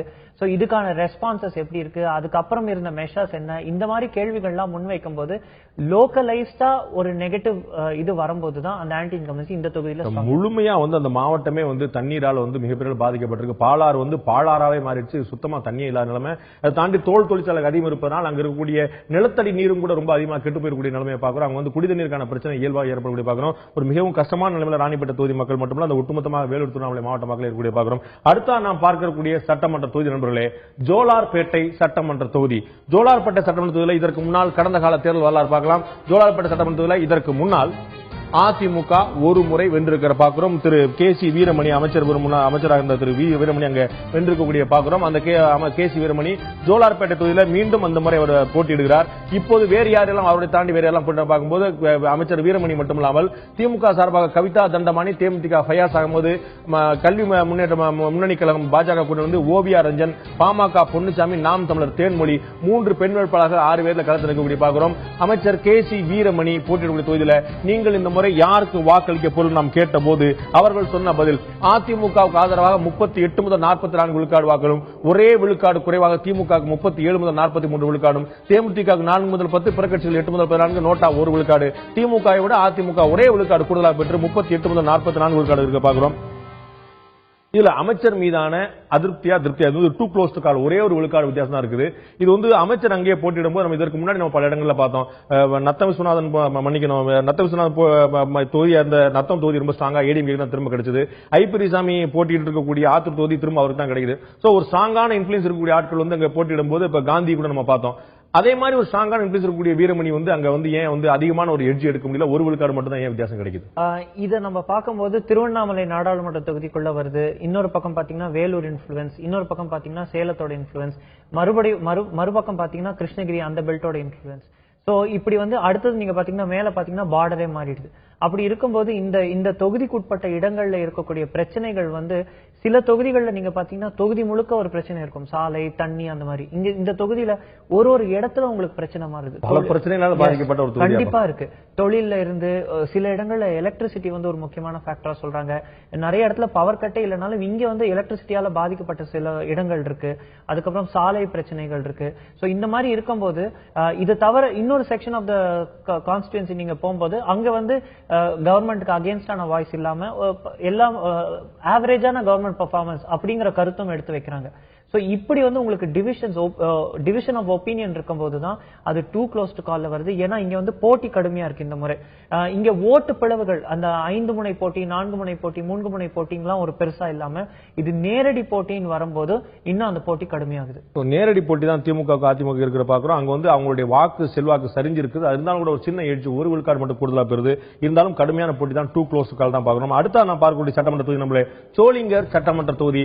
சோளிங்கர் சட்டமன்ற தொகுதியில் இதற்கு முன்னால் நம்ம வந்து கடந்த கால வரலாறு பார்க்கலாம். இந்த தொகுதி இதற்கு முன்னால் யாரிடம் இருந்தது என்று பார்க்கும்போது அதிமுக வசம் 4 முறையும், காங்கிரஸ் வசம் 3 முறையும், திமுக, தேமுதிக, தமாக, ஸ்தாபன காங்கிரஸ் ஆகிய தலா ஒரு முறை இருந்தது பார்க்கலாம். காங்கிரஸ் 3 முறை, அதிமுக கூடுதலாக 4 முறை இருந்த பெற்ற தொகுதியாக சோளிங்கர் இருக்கிறது. இந்த முறை சோளிங்கர்ல போட்டியிடக்கூடிய வேட்பாளர் யார் யார் என்று பார்க்கும்போது தேமுதிக சேர்ந்த மனோகரன் எம்எல்ஏ இருந்த தொகுதி அது. அதிமுக சார்பாக பார்த்திபன், காங்கிரஸ் சார்பாக மிகவும் பாப்புலராக இருக்கக்கூடிய லோக்கல்ல பிரபலமாக இருக்கக்கூடிய முனிரத்னம், தேமுதிக மனோகரன், அகில இந்திய மக்கள் கல்வி கழகம் சார்பாக கோகுல், பாமக சரவணன், நாம் தமிழர் செந்தில்குமார் ஆகிய 6 பேர் களத்தில் இருக்கக்கூடியதை பார்க்கிறோம். இந்த சோளிங்கர் சட்டமன்ற தொகுதியில் இந்த முறை நீங்கள் யாருக்கு வாக்களிக்க போல் என்று கேட்டபோது மக்கள் சொன்ன பதில் காங்கிரசுக்கு என்று 39 முதல் 45 விழுக்காடு வாக்களும், 4 விழுக்காடு குறைவாக அதிமுக 35 முதல் 41 விழுக்காடு, பாமக 7 முதல் 13, தேமுதிக 3 முதல் 9, பிற கட்சிகள் 3, நோட்டா 1, அதிமுக 30, அதிமுக விட 4 விழுக்காடு கூடுதலாக காங்கிரஸ் 30, திமுக கூட்டணி சார்பாக 39 முதல் 45 விழுக்காடு பெறக்கூடியதை பார்க்கிறோம். நான் அறிமுகத்தில் சொன்னது போல இந்த காங்கிரஸ் வேட்பாளருடைய பாப்புலாரிட்டி முக்கியமான காரணமா அவர் என்னுடைய நினைவு சரியா இருந்தா கடந்த தேர்தலில் வந்து சுயேட்சையாகவே போட்டிட்டு ஒரு தமிழ்நாட்டிலே அதிகமான சுயேட்சையான ஒரு வேட்பாளர் இருந்தார். சோ முனிரத்னம் அங்க வந்து அவர் கேண்டிடேட்டா இருந்தது, அவருக்கு இந்த சீட் கொடுக்கப்பட்டது. திமுக காங்கிரஸ் கூட்டணி இது ரெண்டும் சேர்ந்து அவருக்கு ஒரு ஸ்ட்ராங்கான எட்ஜ் கொடுக்குதா? ரொம்பவே முக்கியமான ஃபேக்டர் அதுதான். நீங்க 2011 தேர்தல் எடுத்தீங்கன்னா இங்க வந்து தேமுதிக வந்து 39% வாக்குகளும், இண்டிபெண்டா நிக்கிற திரு முனிரத்னம் அவர்கள் வந்து ஒரு 34% வாக்குகளும், காங்கிரஸ் கட்சி வந்து 3வது இடத்துல 21% வாக்குகள் தான் வாங்குறாங்க. சோ அவரே வந்து ஒரு 61,000 ஓட்ஸ் வாங்குறாரு போன எலெக்ஷன்ல. இந்த முறை அவர் காங்கிரஸ் கட்சியோட பலம், திமுக கூட்டணி பலம் இதெல்லாம் வச்சுட்டு இருக்கும்போது அடுத்தது அரக்கோணத்துக்கும் ராணிப்பேட்டைக்கும் நடுவுல வரக்கூடிய அந்த ஷோலிங்கர் அந்த பகுதிகள், அந்த ஆன்டி இன்கம்பன்சி ஃபேக்டரும் இவங்களுக்கு கிளப் ஆகும்போது கண்டிப்பா அவங்களுக்கு ஒரு நல்ல லீடு கிடைக்குது. இந்த லீடு வளர்றதுக்கான வாய்ப்புகளும் அதிகம். இதுல பாமக ஒரு ஸ்ட்ராங்கான ஓட்டு நம்ம பெறக்கூடியதை பாக்குறோம். தேசிய மக்கள் நல கூட்டணியை விட அதிகமா பாமக பெறக்கூடிய பாக்குறோம். அதுக்கு என்ன காரணம்? அந்த காஸ்ட் பேக்ரவுண்ட் தான். எஸ், கண்டிப்பா இருக்கு. அது மட்டும் இல்லாம காஸ்ட் பேக்ரவுண்ட்ங்கிறத விட இந்த தொகுதிகளில் பாமகக்கு செல்வாக்கு அதிகமா இருக்கு. நீங்க பாத்தீங்கன்னா இதே தொகுதியில நாடாளுமன்ற தேர்தலில் பாமக என்டிஏல நிக்கும் போது நிறைய வாக்குகள், அது என்னதான் கூட்டணி வாக்குகளா இருந்தாலும் அவர்களுக்கு இருக்கிற செல்வாக்கை வைத்து இன்னும் நிறைய வாக்குகள் அந்த கூட்டணிக்கு பெறக்கூடிய வகையில அவங்க இருக்குங்கிற அந்த பாப்புலாரிட்டி இருக்குங்கிறது தான் நம்மளுக்கு தெரிய வருது. இன்னும் நிறைய தொகுதியில் இருக்கின்ற ஒரு சிறிய இடைவெளி எடுக்க வேண்டியிருக்கிறது. இடைவெளிக்கு பிறகு நாம் மேலும் பல தொகுதியில் இதே வேலூர் மற்றும் திருவண்ணாமலை மாவட்டத்தில் நிறைய சர்ப்ரைஸ்கள் நாம் எதிர்பார்க்காத திருப்பங்கள் கூட இருக்கின்றன. யார் முந்துவார நினைத்திருந்தோமோ அவர்கள் பின்தங்கக்கூடியதும், யார் பின்தங்குவார நினைத்தோமோ அவர்கள் முந்தக்கூடியதும் பார்க்க இருக்கிறோம்.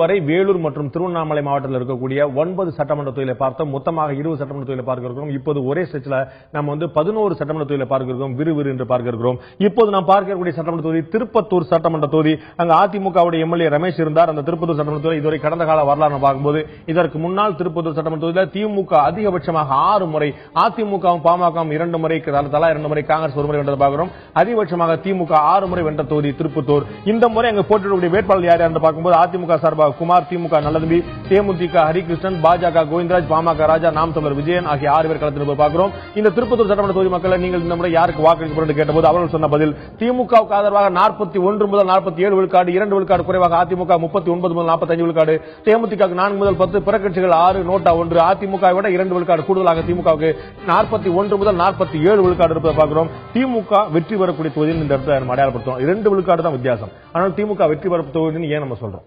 முக்கியமா நீங்க பாத்தீங்கன்னா இந்த தொகுதி நேரடி போட்டி அந்த பிராக்கெட்ல வந்துருது. அந்த நேரடி போட்டி பிராக்கெட்ல வரும்போது இந்த தொகுதியில நம்ம அந்த ரேஞ்ச் எடுத்து பார்க்கும்போது கூட உங்களுக்கு திமுக அதிமுகவோட லீட் எடுக்கிறது, அந்த லீட் இன்னும் எக்ஸ்டெண்ட் ஆகிறதுக்கு வாய்ப்புகள் அதிகம்.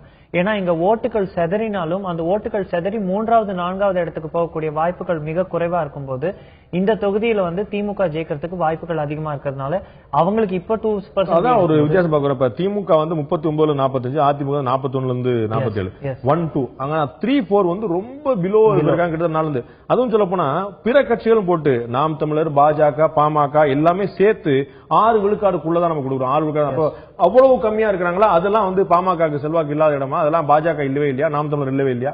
இல்லவே இல்லங்கிறது இல்ல. நீங்க எலெக்ஷன் ரிசல்ட் வந்ததுக்கு அப்புறம் இல்ல முந்தைய எலெக்ஷன் ரிசல்ட்ஸ் நம்ம எடுத்து பார்த்தோம் அப்படின்னா கூட சில தொகுதிகள்ல அது என்னதான் ஒரு சில கட்சிகளுக்கு ஸ்ட்ராங் பாயிண்டா இருக்கக்கூடிய பெல்ட்டா இருந்தாலும் சில தொகுதிகள்ல தொகுதி சார்ந்த அவர்களுடைய பாப்புலாரிட்டி அவ்வளவு இல்ல அப்படிங்கிறது இந்த மாதிரி தொகுதிகள்ல தெளிவா தெரிய வருது.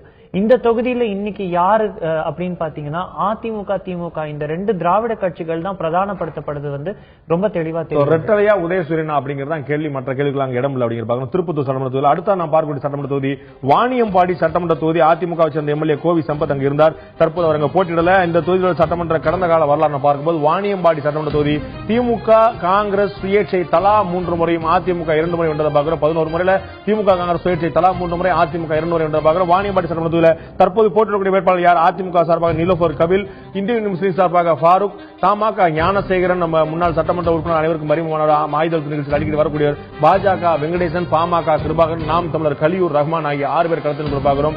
அதிமுக சார்பாக ஒரு பெண் இஸ்லாமிய வேட்பாளர் டாக்டர் நிலோஃபர் கபில் நிறுத்தப்பட்டிருக்கிறார். இந்த வாணியம்பாடி சட்டமன்ற தொகுதி மக்களிடம் நீங்கள் இந்த மாதிரி யாருக்கு வாக்களிப்பு கேட்டபோது அவர் சொன்ன பதில் அதிமுகவுக்கு என்று 42 முதல் 48 விழுக்காடு வாக்குகளும், அதை விட 5 விழுக்காடு குறைவாக இந்திய யூனியன் முஸ்லீமுக்கு திராவிட முன்னேற்ற கழக கூட்டணி 37 முதல் 43 விழுக்காடு சொல்லி பார்க்கணும். தமாக 6 முதல் 12, பிற கட்சிகள் 6. இந்திய யூனியன் முஸ்லீம் திமுக கூட அதை விட அதிகமாக 5 விழுக்காடு அதிகமாக அதிமுக 42 முதல் 48 விழுக்காடு வாங்கக்கூடிய பார்க்கிறோம் வாணியம்பாடியில். சோ அதிமுக ஒரு கம்ஃபர்டான ஒரு லீட் எடுக்கிற பார்க்கணுமா?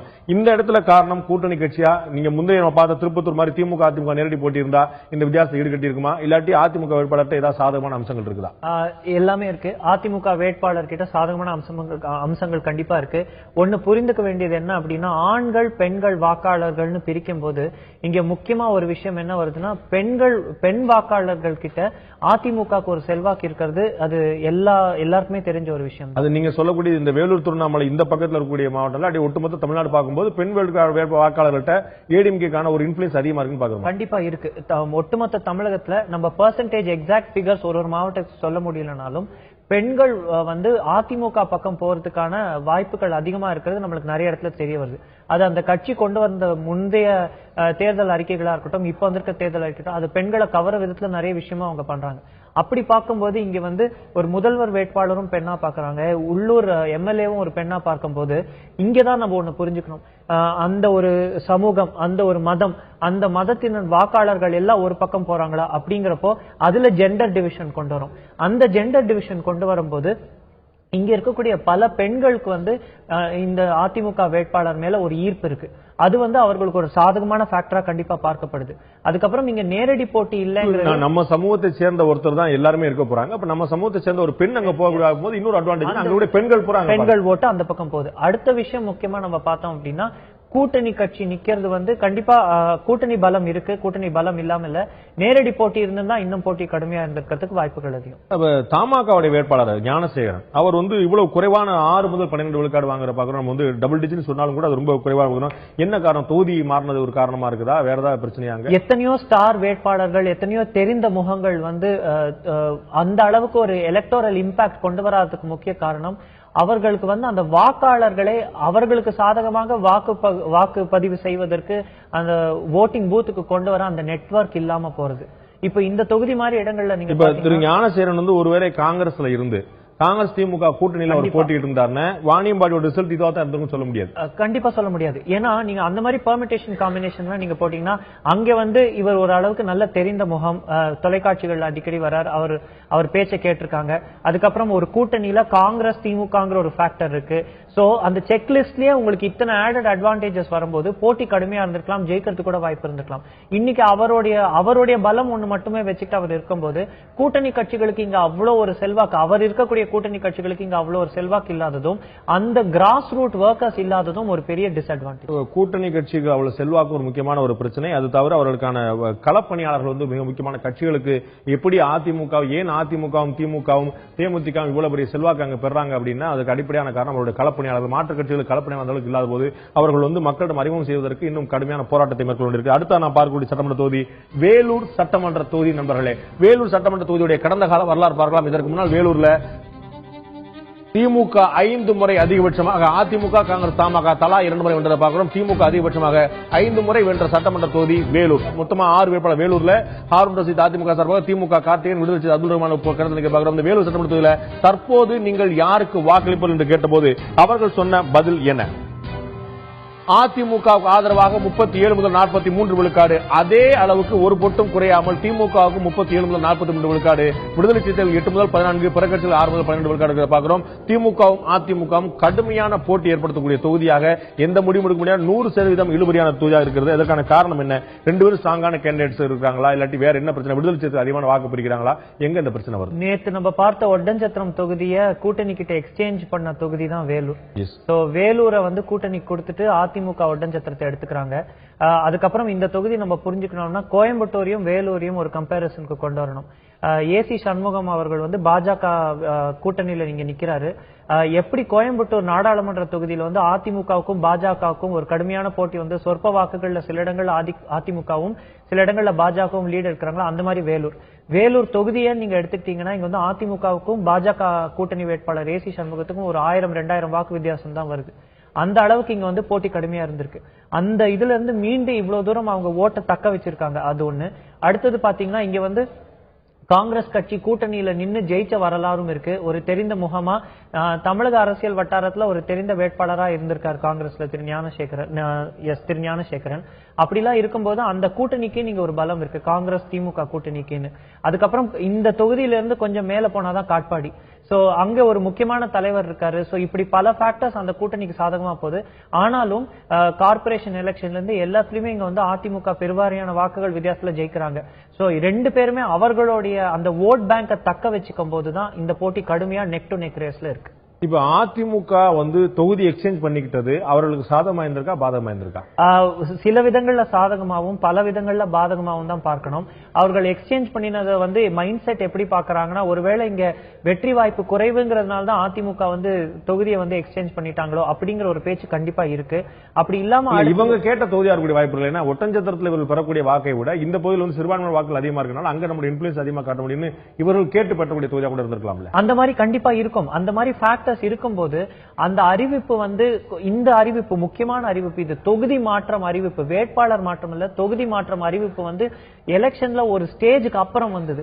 ரொம்ப நாட்களுக்கு அப்புறம் வந்தோடனே அந்த டேமேஜை கண்ட்ரோல் பண்ற அளவுக்கு டைம் இருக்காங்கிறது தான் இப்ப கேள்வி. அடுத்ததாக நாம் பார்க்க மிகப்பெரிய எதிர்பார்ப்பை ஈர்ப்பை ஏற்படுத்தியிருக்கக்கூடிய காட்பாடி சட்டமன்ற தொகுதி. காட்பாடி சட்டமன்ற தொகுதியுடைய தற்போதைய எம்எல்ஏவாக முன்னாள் அமைச்சர் திரு துரைமுருகன் இருக்கிறார். மீண்டும் அவர் திராவிட முன்னேற்ற கழகம் சார்பா போட்டியிடார். அங்க உட்கட்சி மோதலாம் கடுமையா இருந்ததாக சொல்லப்பட்டு மேடையில பொதுக்கூட்டத்தில் பேசும்போது கண்ணீர் விட்டார் திரு துரைமுருகன் அவர்கள். இந்த காட்பாடி சட்டமன்ற தொகுதியில் இதற்கு முன்னால் திமுக கோட்டையாக இருந்திருக்க பார்க்கிறோம். 11 சட்டமன்ற தேர்தலில் 67 இருந்து 2011 வரை திமுக 7 முறையும் அதிமுக 3 முறையும் இந்திய கம்யூனிஸ்ட் ஒரு முறை வென்றதை பார்க்கிறோம். திமுக கோட்டை போல காட்சியளிக்கக்கூடிய காட்பாடி சட்டமன்றத்தில் இந்த முறை வேட்பாளர்கள் யார் யார் என்று பார்க்கலாம். இந்த முறை வேட்பாளர்கள் அதிமுக சார்பாக MRK அப்பு, திமுக சார்பாக துரைமுருகன், தமாக சார்பாக சிவானந்தம், இந்திய ஜனநாயக கட்சி சார்பாக முருகன், பாமக சண்முகம், நாம் தமிழர் புவியரசன் ஆகியோர் களத்தில் பார்க்கிறோம். திமுக சார்பாக ஸ்டார் கேண்டிடேட்டாக திரு துரைமுருகன் பார்க்கிறோம். இந்த காட்பாடி சட்டமன்றத்தில் நீங்கள் இந்த மாதிரி யாருக்கு வாக்களிப்பு மக்களிடம் கேட்டபோது அவர்கள் சொன்ன பதில், திமுகவுக்கு இன்று 43 முதல் 49 விழுக்காடு மக்களும், அதிமுக 37 முதல் 43 விழுக்காடு,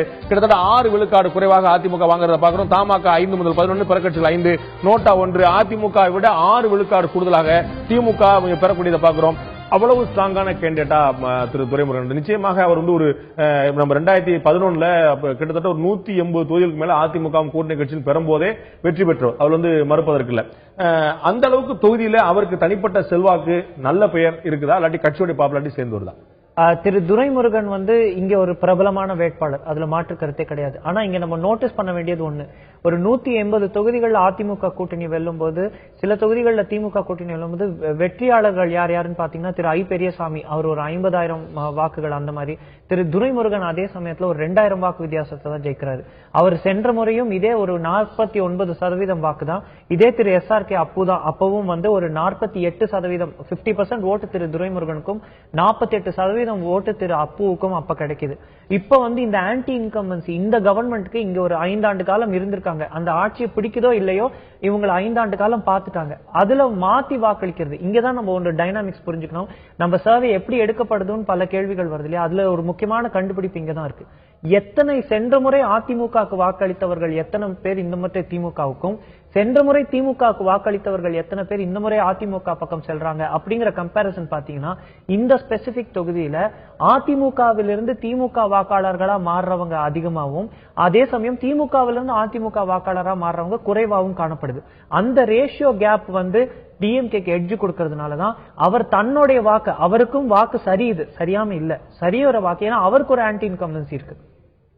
அவர் இழக்கிறத விட பெறுவது அதிகமா இருக்கு. அப்ப அவர் அவருடைய ஓட் பேங்க் தக்க வச்சுக்கிட்டு, ஃப்ரெஷ் ஓட்ஸை வச்சுட்டு அவர் தக்க வச்சுக்கிட்டு, அதுக்கப்புறம் இங்க இந்த தொகுதியில நீங்க பாத்தீங்கன்னா மாற்று அப்படிங்கிற கருத்தெல்லாம் பெருசா வர முடியாத அளவுக்கு திரு துரைமுருகன் அந்த தொகுதியில ஒரு பெரிய ஆளா இருக்காரு. அப்படி இருக்கும்போது அவரை சுத்தி தான் அந்த தொகுதியில அரசியல்.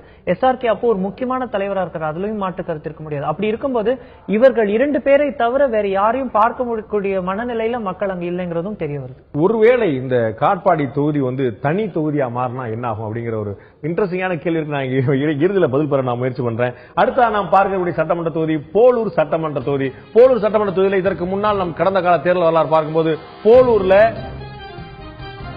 திமுக அதிமுக தலா 4 முறை, காங்கிரஸ் 3 முறை வென்றதை பார்க்கிறோம். போலூர் சட்டமன்றத்தில் தற்போதைய வேட்பாளர்கள் யார் யார் என்று பார்க்கலாம். அதிமுக முருகன், திமுக சேகரன், மார்க்சிஸ்ட் கம்யூனிஸ்ட் கட்சி செல்வன், பாஜக தமிழர் சிவதாஸ், பாமக வேலாயுதம், நாம் தமிழர் கந்தன் ஆகியோர் இருக்காங்க. இந்த போலூர் சட்டமன்றத்தில் தற்போது நீங்கள் யாருக்கு வாக்களிப்பு கேட்டபோது அவர்கள் சொன்ன பதில், திமுகவுக்கு 39 முதல் 45 விழுக்காடு, 3 விழுக்காடு குறைவாக அதிமுகவுக்கு 36 முதல் 42 விழுக்காடு, பாமக 9, மார்க்சிஸ்ட் 7, பாஜக 3, அதிமுகவை விட திமுக 3 விழுக்காடு கூடுதலாக இருக்கக்கூடிய தொகுதியாக போலூர் சட்டமன்ற தொகுதி இருக்குது. இதுல வேட்பாளருடைய பின்னணி என்ன, பாமக இன்ஃபுளுன்ஸ் எப்படி? இங்க நீங்க போகும்போது போலூர், ஆரணி, வந்தவாசி, திருவண்ணாமலை, செய்யாறு இந்த இடங்கள்லாம் நம்ம பார்க்கும்போது சென்னையில இருந்து ஆக்சஸ் சென்னையில இருந்து ரொம்ப அருகதா இருக்கு. ஒரு பக்கம் காஞ்சிபுரம், ஒரு பக்கம் பாண்டிச்சேரிக்கும் பக்கத்துல இருக்கு, திண்டிவனம், இந்த மாதிரி ஆக்சஸ் இருந்தும் ஏனோ நடுவுல ஒரு ஐலண்ட் ஆஃப் ஒரு நெக்லெக்டட் ஐலண்ட் தான் இது.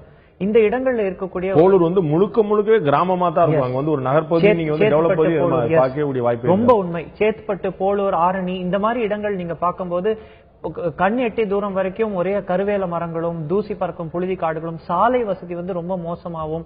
சோ உங்களுக்கு அந்த ஆன்டி இன்கம்பன்சி, அது எந்த ஆட்சி 5 ஆண்டு காலம் இருந்தும் இதை செய்யலனாலும் அந்த ஆன்டி இன்கம்பன்சிக்கான ரெசிபி இங்க ரெடியா இருக்கு. அதுதான் இப்படி டிரான்ஸ்லேட் ஆகிறது நம்மளால பார்க்க முடியுது. இங்க எப்படின்னு நம்ம பாக்குறோம் அப்படின்னா, தண்ணீர் பிரச்சனை இருக்கு, சாலை பிரச்சனைகள் இருக்கு, தொழில் வளர்ச்சி பெருசா இல்லைங்கிற ஒரு குறைபாடு இருக்கு. அப்படிலாம் இருக்கும்போது அவர்கள் மாற்றத்தை எண்ணுறாங்க. அதை மீறி நீங்க அடுத்து கேட்ட கேள்வி, சில கட்சிகளுக்கு எப்படி இங்க பாப்புலாரிட்டி இருக்கு, சமூகம் சார்ந்த வாக்குகள் இந்த மாதிரி ஊரக பகுதிகளில் அது ஒரு டெடிகேட்டட் ஓட்டா இருக்கு. நம்ம நேத்து பேசின எவ்வளவு ஊரக பகுதியில் அதிகமா இருக்குதோ அவ்வளவு அந்த சமூக செல்வாக்கு அதிகமா இருக்கு நான் பாக்குறோம். அடுத்து நான் பார்க்கக்கூடிய சட்டமன்ற தொகுதி ஆரணி சட்டமன்ற தொகுதி. ஆரணி சட்டமன்ற தொகுதியுடைய கடந்த கால வரலாறு என்ன இப்போது பார்க்கலாம். திமுகவும் அதிமுகவும் தலா 5 முறை வென்ற தொகுதி, தேமுதிக 1 முறை வென்ற தொகுதி ஆரணி. இந்த ஆரணி சட்டமன்ற தொகுதியில் தற்போதைய வேட்பாளர் யார் என்று பார்க்கும்போது தேமுதிக எம்எல்ஏ பாபு முருகன் இருந்தார். அவர் இந்த முறை மீண்டும் போட்டியிட்டார். அதிமுக கூட்டணியில் கடந்த முறை போட்டியிட்டார். இந்த முறை அதிமுக சார்பாக சேவூர் ராமச்சந்திரன், திமுக பாபு. தேமுதிக கடந்த முறை அதிமுக சார்பாக அதிமுக கூட்டணியில் போட்டியிட்ட பாபு முருகன் தனியாக தேமுதிக மக்கள் கூட்டணி சார்பாக, பாஜக கோபி, பாமக ராஜசேகர், நாம் தமிழர் மோகன்ராஜ் ஆகிய 6 பேர் களத்தில் பார்க்கிறோம். இந்த ஆரணி சட்டமன்ற தொகுதி மக்களும் நீங்கள் இந்த முறை யாருக்கு வாக்களிப்பு கேட்டபோது அவர்கள் சொன்ன பதில், திமுகவுக்கு ஆதரவாக 36 முதல் 42 விழுக்காடு, 5 விழுக்காடு குறைவாக அதிமுக 31 முதல் 37, தேமுதிக 10 முதல் 16, பாமக 8 முதல் 14, பிற கட்சிகள் 3, அதிமுக விட திமுக 5 விழுக்காடு கூடுதலாக 36 முதல் 42 விழுக்காடு ஆதரவை பெறக்கூடியதை பார்க்கிறோம். இங்க நம்ம கடந்த தொகுதி டிஎம்கே கொடுத்தோம், போலூர் சட்டமன்ற தொகுதி. இந்த தொகுதியுமே டிஎம்கே தான் கொடுக்கிறோம். போலூர் சட்டமன்ற தொகுதி அவங்களுக்கு அதிகமான முன்னிலை பெறக்கூடிய வாய்ப்பு இருக்குன்னு சொல்லிட்டு இந்த ஆரணி தொகுதியுமே அதே போல தான் பெறக்கூடிய பார்க்கிறோம். இந்த போலூர் ஆரணி ரெண்டுமே பெறுது. இந்த இடத்துல ஒரு ஸ்ட்ராங்கான டிஃபரன்ஸ் கூட நம்ம இருக்கக்கூடிய பார்க்கிறோம். இதுல தேமுதிகவுடைய வாக்காளர் வேட்பாளர் அவர் கடந்த முறை சிட்டிங் எம்எல்ஏ வந்தார். அவர் இப்ப மக்கள் கூட்டணியில் ஒரு அதிமுக திமுக அளவுக்கு நம்ம இணை சொல்ல முடியாட்டாலும் கூட ஒரு கடுமையான போட்டி ஏற்படுத்தலையா, அவர் ஏதாவது ஓட்டு பிளவு ஏற்படுத்துறாரா, அதுதான் அந்த வெற்றிகளுக்கு வாய்ப்பு சாதகமா இருக்குதா? இந்த தொகுதியோட எலக்டோரல் ஹிஸ்டரியும் நம்ம கொஞ்சம் பார்க்கணும். போலூரா இருக்கலாம், ஆரணியா இருக்கலாம், இந்த தொகுதிகள்லாம் எப்பவுமே 5 ஆண்டுக்கு ஒரு முறை மாற்றி வாக்களித்த தொகுதிகள். சோ இந்த தொகுதியில பாத்தீங்கன்னா ஒரு முறை திமுக, ஒரு முறை அதிமுக. 2006 இங்க அதிமுக தோத்து போறாங்க. 2011 தேமுதிக கூட்டணி கட்சிக்கு தராங்க. அதிமுக தேமுதிக அப்படி ஒரு கூட்டணி இருந்தும் அந்த ப்ரோ ஏடிஎம்கே வேவ் இருந்தும் ஒரு 8000 ஓட்ஸ் டிஃபரன்ஸ்ல தான் இந்த தொகுதியில தேமுதிக அவர் ஜெயிக்கிறார். சோ அப்படி பார்க்கும்போதே கூட இந்த தொகுதிக்கு உட்பட்ட இடங்கள்ல தேமுதிக இருக்கிற செல்வாக்கு வாக்கு அப்படியே இருக்கே தவிர அவர்களுக்குன்னு ஒரு பரிணாம வளர்ச்சி இல்லாததை அது காட்டுது. அடுத்தது நீங்க பாத்தீங்கன்னா இந்த தொகுதிக்கு உட்பட்ட இடங்களும் நம்ம இதுக்கு முன்னாடி பேசின தொகுதி மாதிரி தான். இங்க எப்படி காஞ்சிப்பட்டோ அந்த மாதிரி ஆரணிப்பட்டு அப்படிலாம் பேசப்படும் போது இங்க அந்த ஒர்க்கிங் கம்யூனிட்டிலேயே ஒரு டிவிஷன்ஸ் இருக்கு. அந்த நெசவாளர்கள், விவசாயிகள் அப்படின்னு இருக்கும்போது அந்த ஒர்க்கிங் கிளாஸ் ஓட்ஸ்ன்னு ஒரு சங்க் இருக்கு. யாருக்கெல்லாம் மன அதிருப்தி இருக்கோ அவர்கள்லாம் ஒரு ஆளா 2 ஆளா இல்லாம ஒரு பல்க் ஓட்ஸா ஷிஃப்ட் ஆகுது. அதுதான் இந்த தொகுதிகளுடைய புரிதலா நம்மளுக்கு இருக்கணும். ஏன் இந்த தொகுதிகள் 5 ஆண்டுக்கு ஒரு முறை மாறி மாறி போறாங்க அப்படின்னா, பல்கா ஓட்டு ஒரு பக்கத்துல இருந்து இன்னொரு பக்கத்துக்கு டிரான்ஸ்பர் ஆகுது. அந்த மாதிரி ஒரு தொகுதி தான் இது. செங்கம் சட்டமன்ற தொகுதியில கடந்த கால தேர்தல் வரலாறு என்ன இப்போது பார்க்கலாம். செங்கம் தனி சட்டமன்ற தொகுதியில இதற்கு முன்னால் அதிமுக 4 முறை, திமுக 3 முறை, காங்கிரஸ் 2 முறை, தேமுதிக ஜனதா கட்சியும் தலா 1 முறை வென்றதை பார்க்கிறோம். அதிமுகவும் 4 முறை, திமுக 3 முறை. தற்போது செங்கம் தனி சட்டமன்ற தொகுதியில வேட்பாளர் யார் என்று பார்க்கும்போது அதிமுக தினகரன், திமுக கிரி, தேமுதிக கலையரசி, பாஜக கருப்பன், பாமக முருகன், நாம் தமிழர் வெண்ணிலா 2 பெண் வேட்பாளர் களத்தில் நிற்கிற பார்க்கிறோம். செங்கம் தனி தொகுதியில தற்போது நீங்கள் யாருக்கு வாக்களிப்பு என்று கேட்டபோது அவர்கள் சொன்ன பதில், திமுகவுக்கு ஆதரவாக 35 முதல் 41 விழுக்காடு, 3 விழுக்காடு குறைவாக அதிமுக 32 முதல் 38, தேமுதிக 10 முதல் 16, பாமக 8 முதல் 14, பிற கட்சிகள் 2, நோட்டா 1, அதிமுக விட 3 விழுக்காடு கூடுதலாக திமுக 35 முதல் 41 விழுக்காடு பெறக்கூடியதை பார்க்கிறோம். செங்கம் தனி இதுவும் திமுகவுக்கு சாதகமான தொகுதியாக தான் இருக்கு. இதற்கான காரணம் என்ன? ஒவ்வொரு முறை மாற்றி மாற்றி வாக்களிக்கூடிய பழக்கமான திமுகவுக்கான ஒரு ஸ்ட்ராங்கான ஹோல்டா. இந்த தொகுதிகளில் நம்ம அடுத்த ஃபேக்டர் இதுவரைக்கும் பேசின எல்லா விஷயத்தையும் இந்த தொகுதிக்கும் கொடுத்துட்டு அடுத்த புது விஷயத்தை பாத்தீங்க அப்படின்னா, இந்த தொகுதி இதுக்கு முன்னாடி நம்ம சில தொகுதிகளில் பார்ப்போம் 49%, 56%, 54%. இங்க யாரு ஜெயிக்க போறாங்கிறதுக்கு வாய்ப்பு அதிகமா இருக்கோ அவங்களே ஒரு 40%க்கு தான் வராங்க. ஏன் அப்படின்னு பாத்தீங்கன்னா, உங்களுக்கு இருக்கிற அந்த 100% போல் ஆகிற அந்த ஓட்ஸ்ல ஒரு 40% இருந்தா இங்க ஜெயிச்சிடலாம். ஏன்னா இங்க பலமுனை போட்டி.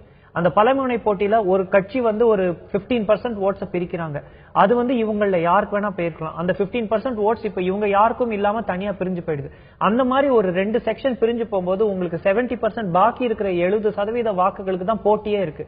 அந்த 70% வாக்குல 36% யார் வாங்குறாங்களோ அவங்க ஜெயிச்ச மாதிரி. சோ சொற்ப வாக்குகள்ல விக்டரி கொடுக்கக்கூடிய தொகுதிகள்ல இதெல்லாம் அடங்கி இருக்கு. முதல்ல வெற்றி பெறக்கூடிய வாக்குகளே வந்து ரொம்ப குறைவா வாக்குகள் வாங்குறோம் பார்க்கிறோம். அடுத்த நாம் பார்க்கக்கூடிய சட்டமன்ற தொகுதி கலசப்பாக்கம் சட்டமன்ற தொகுதி. கலசப்பாக்கம் சட்டமன்ற தொகுதியுடைய உறுப்பினராக அக்ரி கிருஷ்ணமூர்த்தி, முன்னாள் எல்லாருக்கும் பிரபலமா இருக்கக்கூடிய அக்ரி கிருஷ்ணமூர்த்தி முன்னாள் அமைச்சர் இருந்தார். திமுக இந்த தொகுதியில 5 முறையும், அதிமுக 4 முறையும், காங்கிரஸ் 2 முறை வென்ற தொகுதி. அக்ரி கிருஷ்ணமூர்த்தி சட்டமன்ற உறுப்பினராக முன்னாள் அமைச்சராக இருந்த தொகுதி. திமுக 5 முறை வென்றதை பார்க்கிறோம். கலசப்பாக்கம் தொகுதியில தற்போது வேட்பாளர் யார் யார் பார்க்கலாம். அதிமுக சார்பாக பன்னீர்செல்வம், காங்கிரஸ் குமார், தேமுதிக நேரு, ஐஜேகே முருகதாஸ், பாமக காளிதாஸ், நாம் தமிழர் பாலாஜி ஆகிய 6 பேர் களத்தில் பார்க்கிறோம். கலசப்பாக்கம் சட்டமன்றத்தில் நீங்கள் இந்த மாதிரி யாருக்கு வாக்கு கேட்டபோது அவர்கள் சொன்ன பதில் காங்கிரசுக்கு ஆதரவாக 37 முதல் 43 விழுக்காடு, 1 விழுக்காடு குறைவாக அதிமுக 36 முதல் 42, தேமுதிக 8 முதல் 14, பாமக 6 முதல் 12, பிற கட்சிகள் 1. அதிமுகவை விட காங்கிரஸ் கட்சி 1 விழுக்காடு கூடுதலாக 37 முதல் 43 விழுக்காடு பெறக்கூடியதை பார்க்கிறோம். காங்கிரஸ் வந்து ஒரு எட்ஜி எடுக்குது.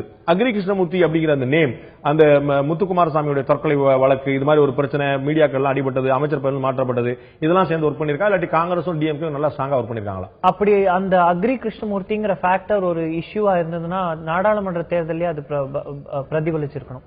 இப்ப நீங்க பாத்தீங்கன்னா இந்த அதிமுக திமுக இதுல நம்ம புரிஞ்சுக்க வேண்டிய நாடாளுமன்ற தேர்தலுக்கு பிறகுதானே, நாடாளுமன்ற தேர்தலுக்கு பிறகுதான் அவருடைய அமைச்சர் பதவி பறிக்கப்பட்டது, முத்துக்குமாரசாமியோட தற்கொலை நடந்துச்சு. ஒரு பேட் நேம் வந்து அதுக்கு பிறகுதான் அவருக்கு வருது. அடுத்தது நீங்க பார்த்தோம் அப்படின்னா இந்த கட்சிகளுக்குன்னு இருக்கக்கூடிய செல்வாக்கு, அது அதிமுக திமுக ஒரு பெரும் தலைவர்கள் யார் மீதேனும் ஒரு குற்றச்சாட்டு இருந்து அவர்களால பாதிப்பு ஏற்பட்டாதால் உண்டே தவிர சின்ன சின்ன தலைவர்களால லோக்கலைஸ் லீடர்ஸ் மேல ஒரு அதிருப்தி வந்தா ஓட்டுகள் செதறுமே தவிர அது வந்து ஒரு பெரிய டென்ட் ஏற்படுத்தாது. ஏன்னா அந்த கட்சிக்கு, அந்த சின்னத்துக்கும், அந்த சென்ட்ரல் லீடர்ஷிப்புக்கும் தான் அங்க வாக்கு இருக்கு. அடுத்தது இங்க நம்ம நோட்டீஸ் பண்ண வேண்டியது பாத்தீங்கன்னா, இது வரைக்கும் பக்கத்துல இருந்த தொகுதிகளில் திமுக அதிமுக நேரடி போட்டி வரும்போது திமுக எட்ஜ் எடுக்கிறாங்க. அந்த ஆன்டி இன்கம்பன்சியும் நல்லிஃபை பண்ற அளவுக்கு இங்க வந்து கூட்டணி கட்சிக்கு ஒரு பலமான போட்டி அதிமுக கொடுக்கறாங்க. அந்த கூட்டணியால அந்த கூட்டணியோட ஸ்ட்ரென்த்தை இழுத்துட்டு வெளில வர முடியலங்கிறது அந்த 1% கேப் நம்மளுக்கு காட்டுது. இல்லாட்டி திமுக இருந்தா இன்னும் கூடுதலான கண்டிப்பா இருந்திருக்கக்கூடிய வாய்ப்புகள் அதிகம். ஆனா அதற்கு அவர்கள் தயங்கியதுக்கு ரீசன்ஸ் என்ன பார்க்கலாம்னா, நாடாளுமன்ற தேர்தலில் இந்த சட்டமன்ற தொகுதிகள் எல்லாம் வந்து gap of votes between ADMK DMK ரொம்ப இருந்திருக்கு. அதனால கூட்டணி விட்டு கொடுத்து நினைக்கலாம். பட் இந்த மாதிரி உதயசூரியன் போயிட்டு இருந்தா இன்னும் கூடுதலான வாக்கு பெறக்கூடிய வாய்ப்பு இருந்திருக்கு பார்வையா இருக்கு. நம்ம அடுத்ததாக பார்க்கக்கூடியது செய்யாறு சட்டமன்ற தொகுதி. செய்யாறு சட்டமன்ற தொகுதியோட கடந்த கால தேர்தல் வரலாறு பார்க்கலாம். இங்கே இதற்கு முன்னால் திமுக 6 முறை அதிகபட்சமாக, அதிமுக 3, காங்கிரஸ் பாமக தலா 1 முறை வென்ற பார்க்கிறோம். அதிகபட்சமாக திமுக 6 முறை வென்ற செய்யாறு சட்டமன்ற தொகுதி. தற்போதைய வேட்பாளர்கள் யார் யார் என்று பார்க்கலாம். அங்கே ஏற்கனவே முக்கூர் சுப்பிரமணியம் எம்எல்ஏ இருந்த தொகுதி. அங்கு அதிமுக சார்பாக தூசி கே மோகன், காங்கிரஸ் சார்பாக விஷ்ணு பிரசாத், நம்ம அனைவருக்கும் தெரிந்த முன்னாள் காங்கிரஸ் தலைவர் திரு கிருஷ்ணசாமியுடைய மகனா இருக்கிறார் விஷ்ணு பிரசாத் இருக்கிறார். தேமுதிக சரவணன், பாஸ்கரன் பாஜக சார்பாக, பாமக சார்பாக சீனிவாசன், நாம் தமிழர் சார்பாக ராஜேஷ் ஆகியோர் களத்தில் இருக்கிறார்கள். ஒரு பிரபலமான ஊரில் இருந்த ஒரு வாரிசு வேட்பாளராக காங்கிரஸ் கட்சியை சேர்ந்த விஷ்ணு நிற்கிறார். இந்த முறை நீங்கள் யாருக்கு வாக்களித்துள்ளீர்கள் என்று அவரிடம் கேட்டபோது இந்த தொகுதி மக்கள் செய்யாறுல அதிமுகவுக்கு ஆதரவாக 34 முதல் 40 விழுக்காடு, 1 விழுக்காடு குறைவாக காங்கிரசுக்கு 33 முதல் 39, பாமக 11 முதல் 17, தேமுதிக 8 முதல் 14, பிற கட்சிகள் 1, நோட்டா 1. காங்கிரஸ் கட்சியை விட 1 விழுக்காடு கூடுதலாக அதிமுக 34 முதல் 40 விழுக்காடு பெறக்கூடியது பார்க்கிறோம். இந்த இடத்துல ஒரு இழுபறி தான் கொடுத்திருக்கோம். செய்யாறு தொகுதியில் வந்து யாருக்குமே இல்லை அப்படிங்கிறது. காங்கிரஸ் வேட்பாளருடைய கிருஷ்ணசாமியுடைய மகன் அப்படிங்கிற முன்னாடி மாநில தலைவராக இருந்தவர், பாமகவுடைய நிறுவனர் டாக்டர் ராமதாசுடைய மருமகனா இருக்கக்கூடியவர். பாமகவுக்கும் காங்கிரஸுமான கெமிஸ்ட்ரி தான் இங்க தனியாக ஒர்க் அவுட் ஆகுதா? வேறு வேட்பாளர் வேறு போட்டி இருந்தாலும், அதாவது நம்ம என்னதான் அந்த அந்யோன்யம் எல்லாம் இருந்தாலுமே மக்கள் வாக்காளர்கள் வந்து கட்சிகளை பிரித்து தான் பாக்குறாங்க. கட்சிகளை பிரித்து பார்க்கும்போது அவர்கள் வந்து அந்த கட்சிக்கும் அந்த வேட்பாளருக்கும் வாக்கு தனியா தான் செலுத்துறாங்க.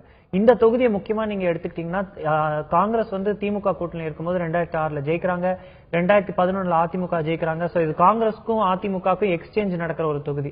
அதுல வந்து கடுமையான போட்டி இந்த முறை நிலவுது. அதுல ஸ்லைட் எட்ஜ் மட்டும் தான் அதிமுக எடுக்கிறாங்க. அதுவும் ஒரு முக்கியமான காரணம். டூ க்ளோஸ் டு கால் தான் பாக்குறோம்.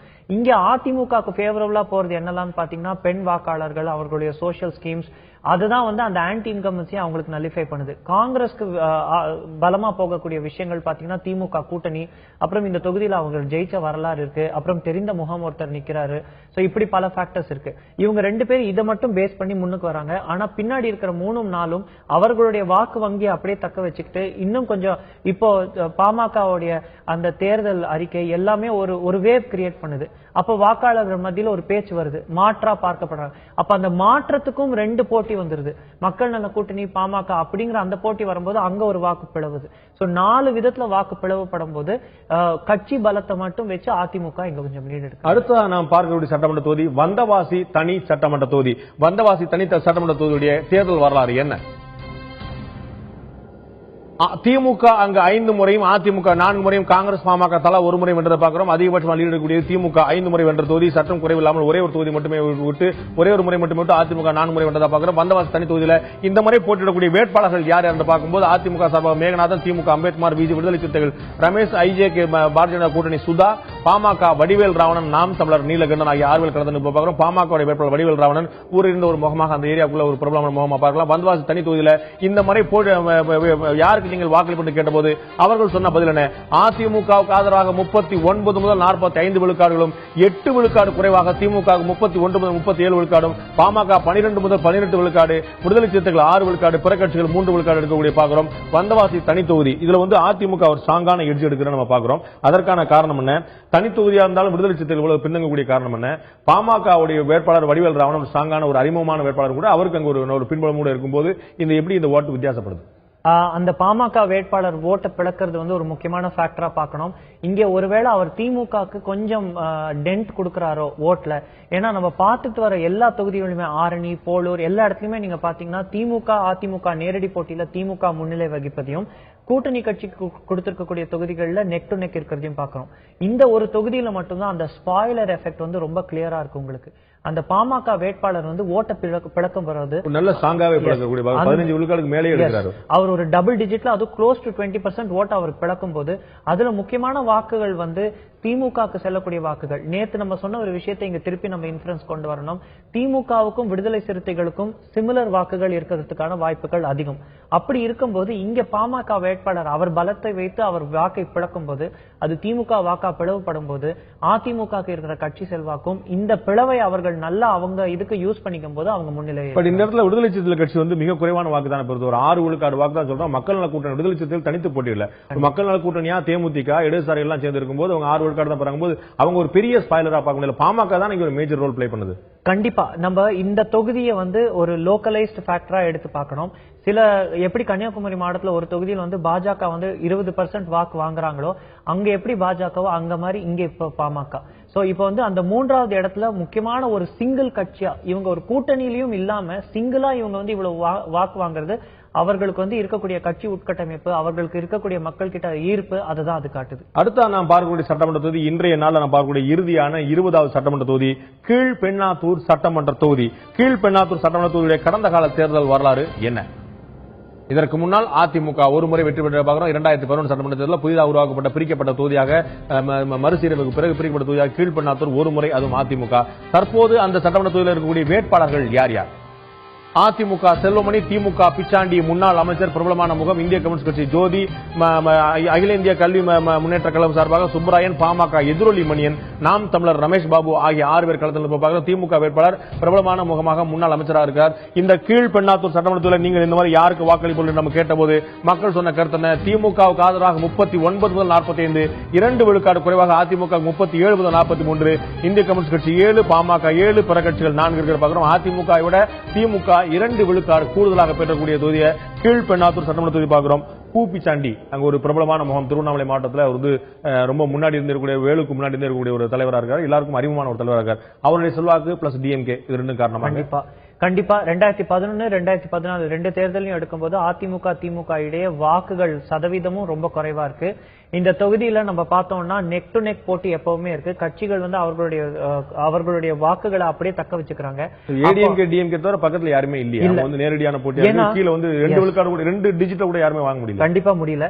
ஏன் முக்கியமா நம்ம இங்க கவனிக்க வேண்டியது என்னன்னா, நம்ம இதுக்கு முன்னாடி பேசினா அந்த ஓட் டிரான்ஸ்பர், இந்த முறை இந்த கட்சிக்கு வாக்களித்து அடுத்த முறை வேற ஒரு கட்சிக்கு வாக்களிக்கக்கூடிய வாக்காளர் இருக்கும்போது அதே மாதிரி எதிரணியில இருந்து இந்த பக்கம் வர ஆட்களும் இருக்காங்க.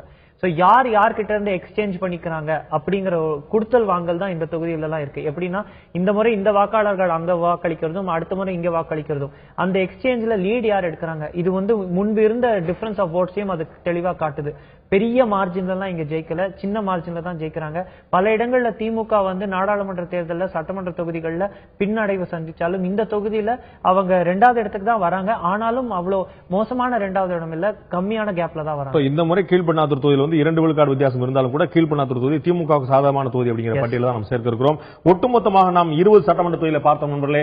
அந்த 20 சட்டமன்ற தொகுதியில் இன்று நாம் பார்த்தபோது யாருக்கு எவ்வளவு என்பது இன்று நாம் பார்த்த 20 சட்டமன்ற தொகுதியில பார்க்கலாம். யாருக்கு எவ்வளவு நாம் பார்த்த தொகுதியில திமுகவுக்கு ஆதரவாக 9 சட்டமன்ற தொகுதிகள், அரக்கோணம் தனி, காட்பாடி, ராணிப்பேட்டை, சோளிங்கர், திருப்பத்தூர், ஆரணி, செங்கம் தனி, கீழ்பெண்ணாத்தூர், போலூர் ஆகிய 9 சட்டமன்ற தொகுதிகள் திமுகவுக்கு ஆதரவாகவும், ஆற்காடு, குடியாத்தம் தனி, வாணியம்பாடி, வந்தவாசி தனி, அணைக்கட்டு ஆகிய 5 சட்டமன்ற தொகுதிகள் அதிமுக ஆதரவாகவும், ஆம்பூர், ஜோலாப்பேட்டை, கேவிபுரம், கீழ் வைத்தியங்குப்பம் தனி, வேலூர், செய்யாறு, கலசப்பாக்கம் ஆகிய 6 சட்டமன்ற தொகுதிகள் இழுபறி நிலையில் இருக்கக்கூடிய பார்க்கிறோம். இழுபறி நிலையில் 6 அதிமுகவுக்கு ஆதரவாக, 5 திராவிட முன்னேற்ற கழகத்துக்கு ஆதரவாக 9 சட்டமன்ற தொகுதிகள் பார்க்கிறோம். நம்ம வந்து ஒவ்வொரு நாளும் 20 சட்டமன்ற தொகுதிகளை பார்த்திருக்கிறோம். இதுவரை நாம் 130 சட்டமன்ற தொகுதிகளை பார்த்திருக்கிறோம். நாளையும் நாம் 20 சட்டமன்ற தொகுதிகளை பார்க்கிறோம். ஒவ்வொரு நாளும் மக்கள் மனதில் என்ன இருக்கிறது, அவர்கள் யாருக்கு வாக்களிக்க விரும்புகிறார்கள், எந்த காரணத்துக்காக ஒரு கட்சி மீது அதிருப்தி அடைகிறார்கள், எந்த காரணத்துக்காக ஒரு கட்சி மீது நிறைவடைகிறார்கள், மாற்று சக்தியாக இருக்கக்கூடிய தேமுதிக, மக்கள் நல கூட்டணி மற்றும் பாமக, பாஜக, நாம் தமிழர் போன்ற இயக்கங்கள் எந்த அளவுக்கு செல்வாக்கு பெறுகின்றன, மக்கள் மனதில் எந்த அளவுக்கு வெல்கின்றன.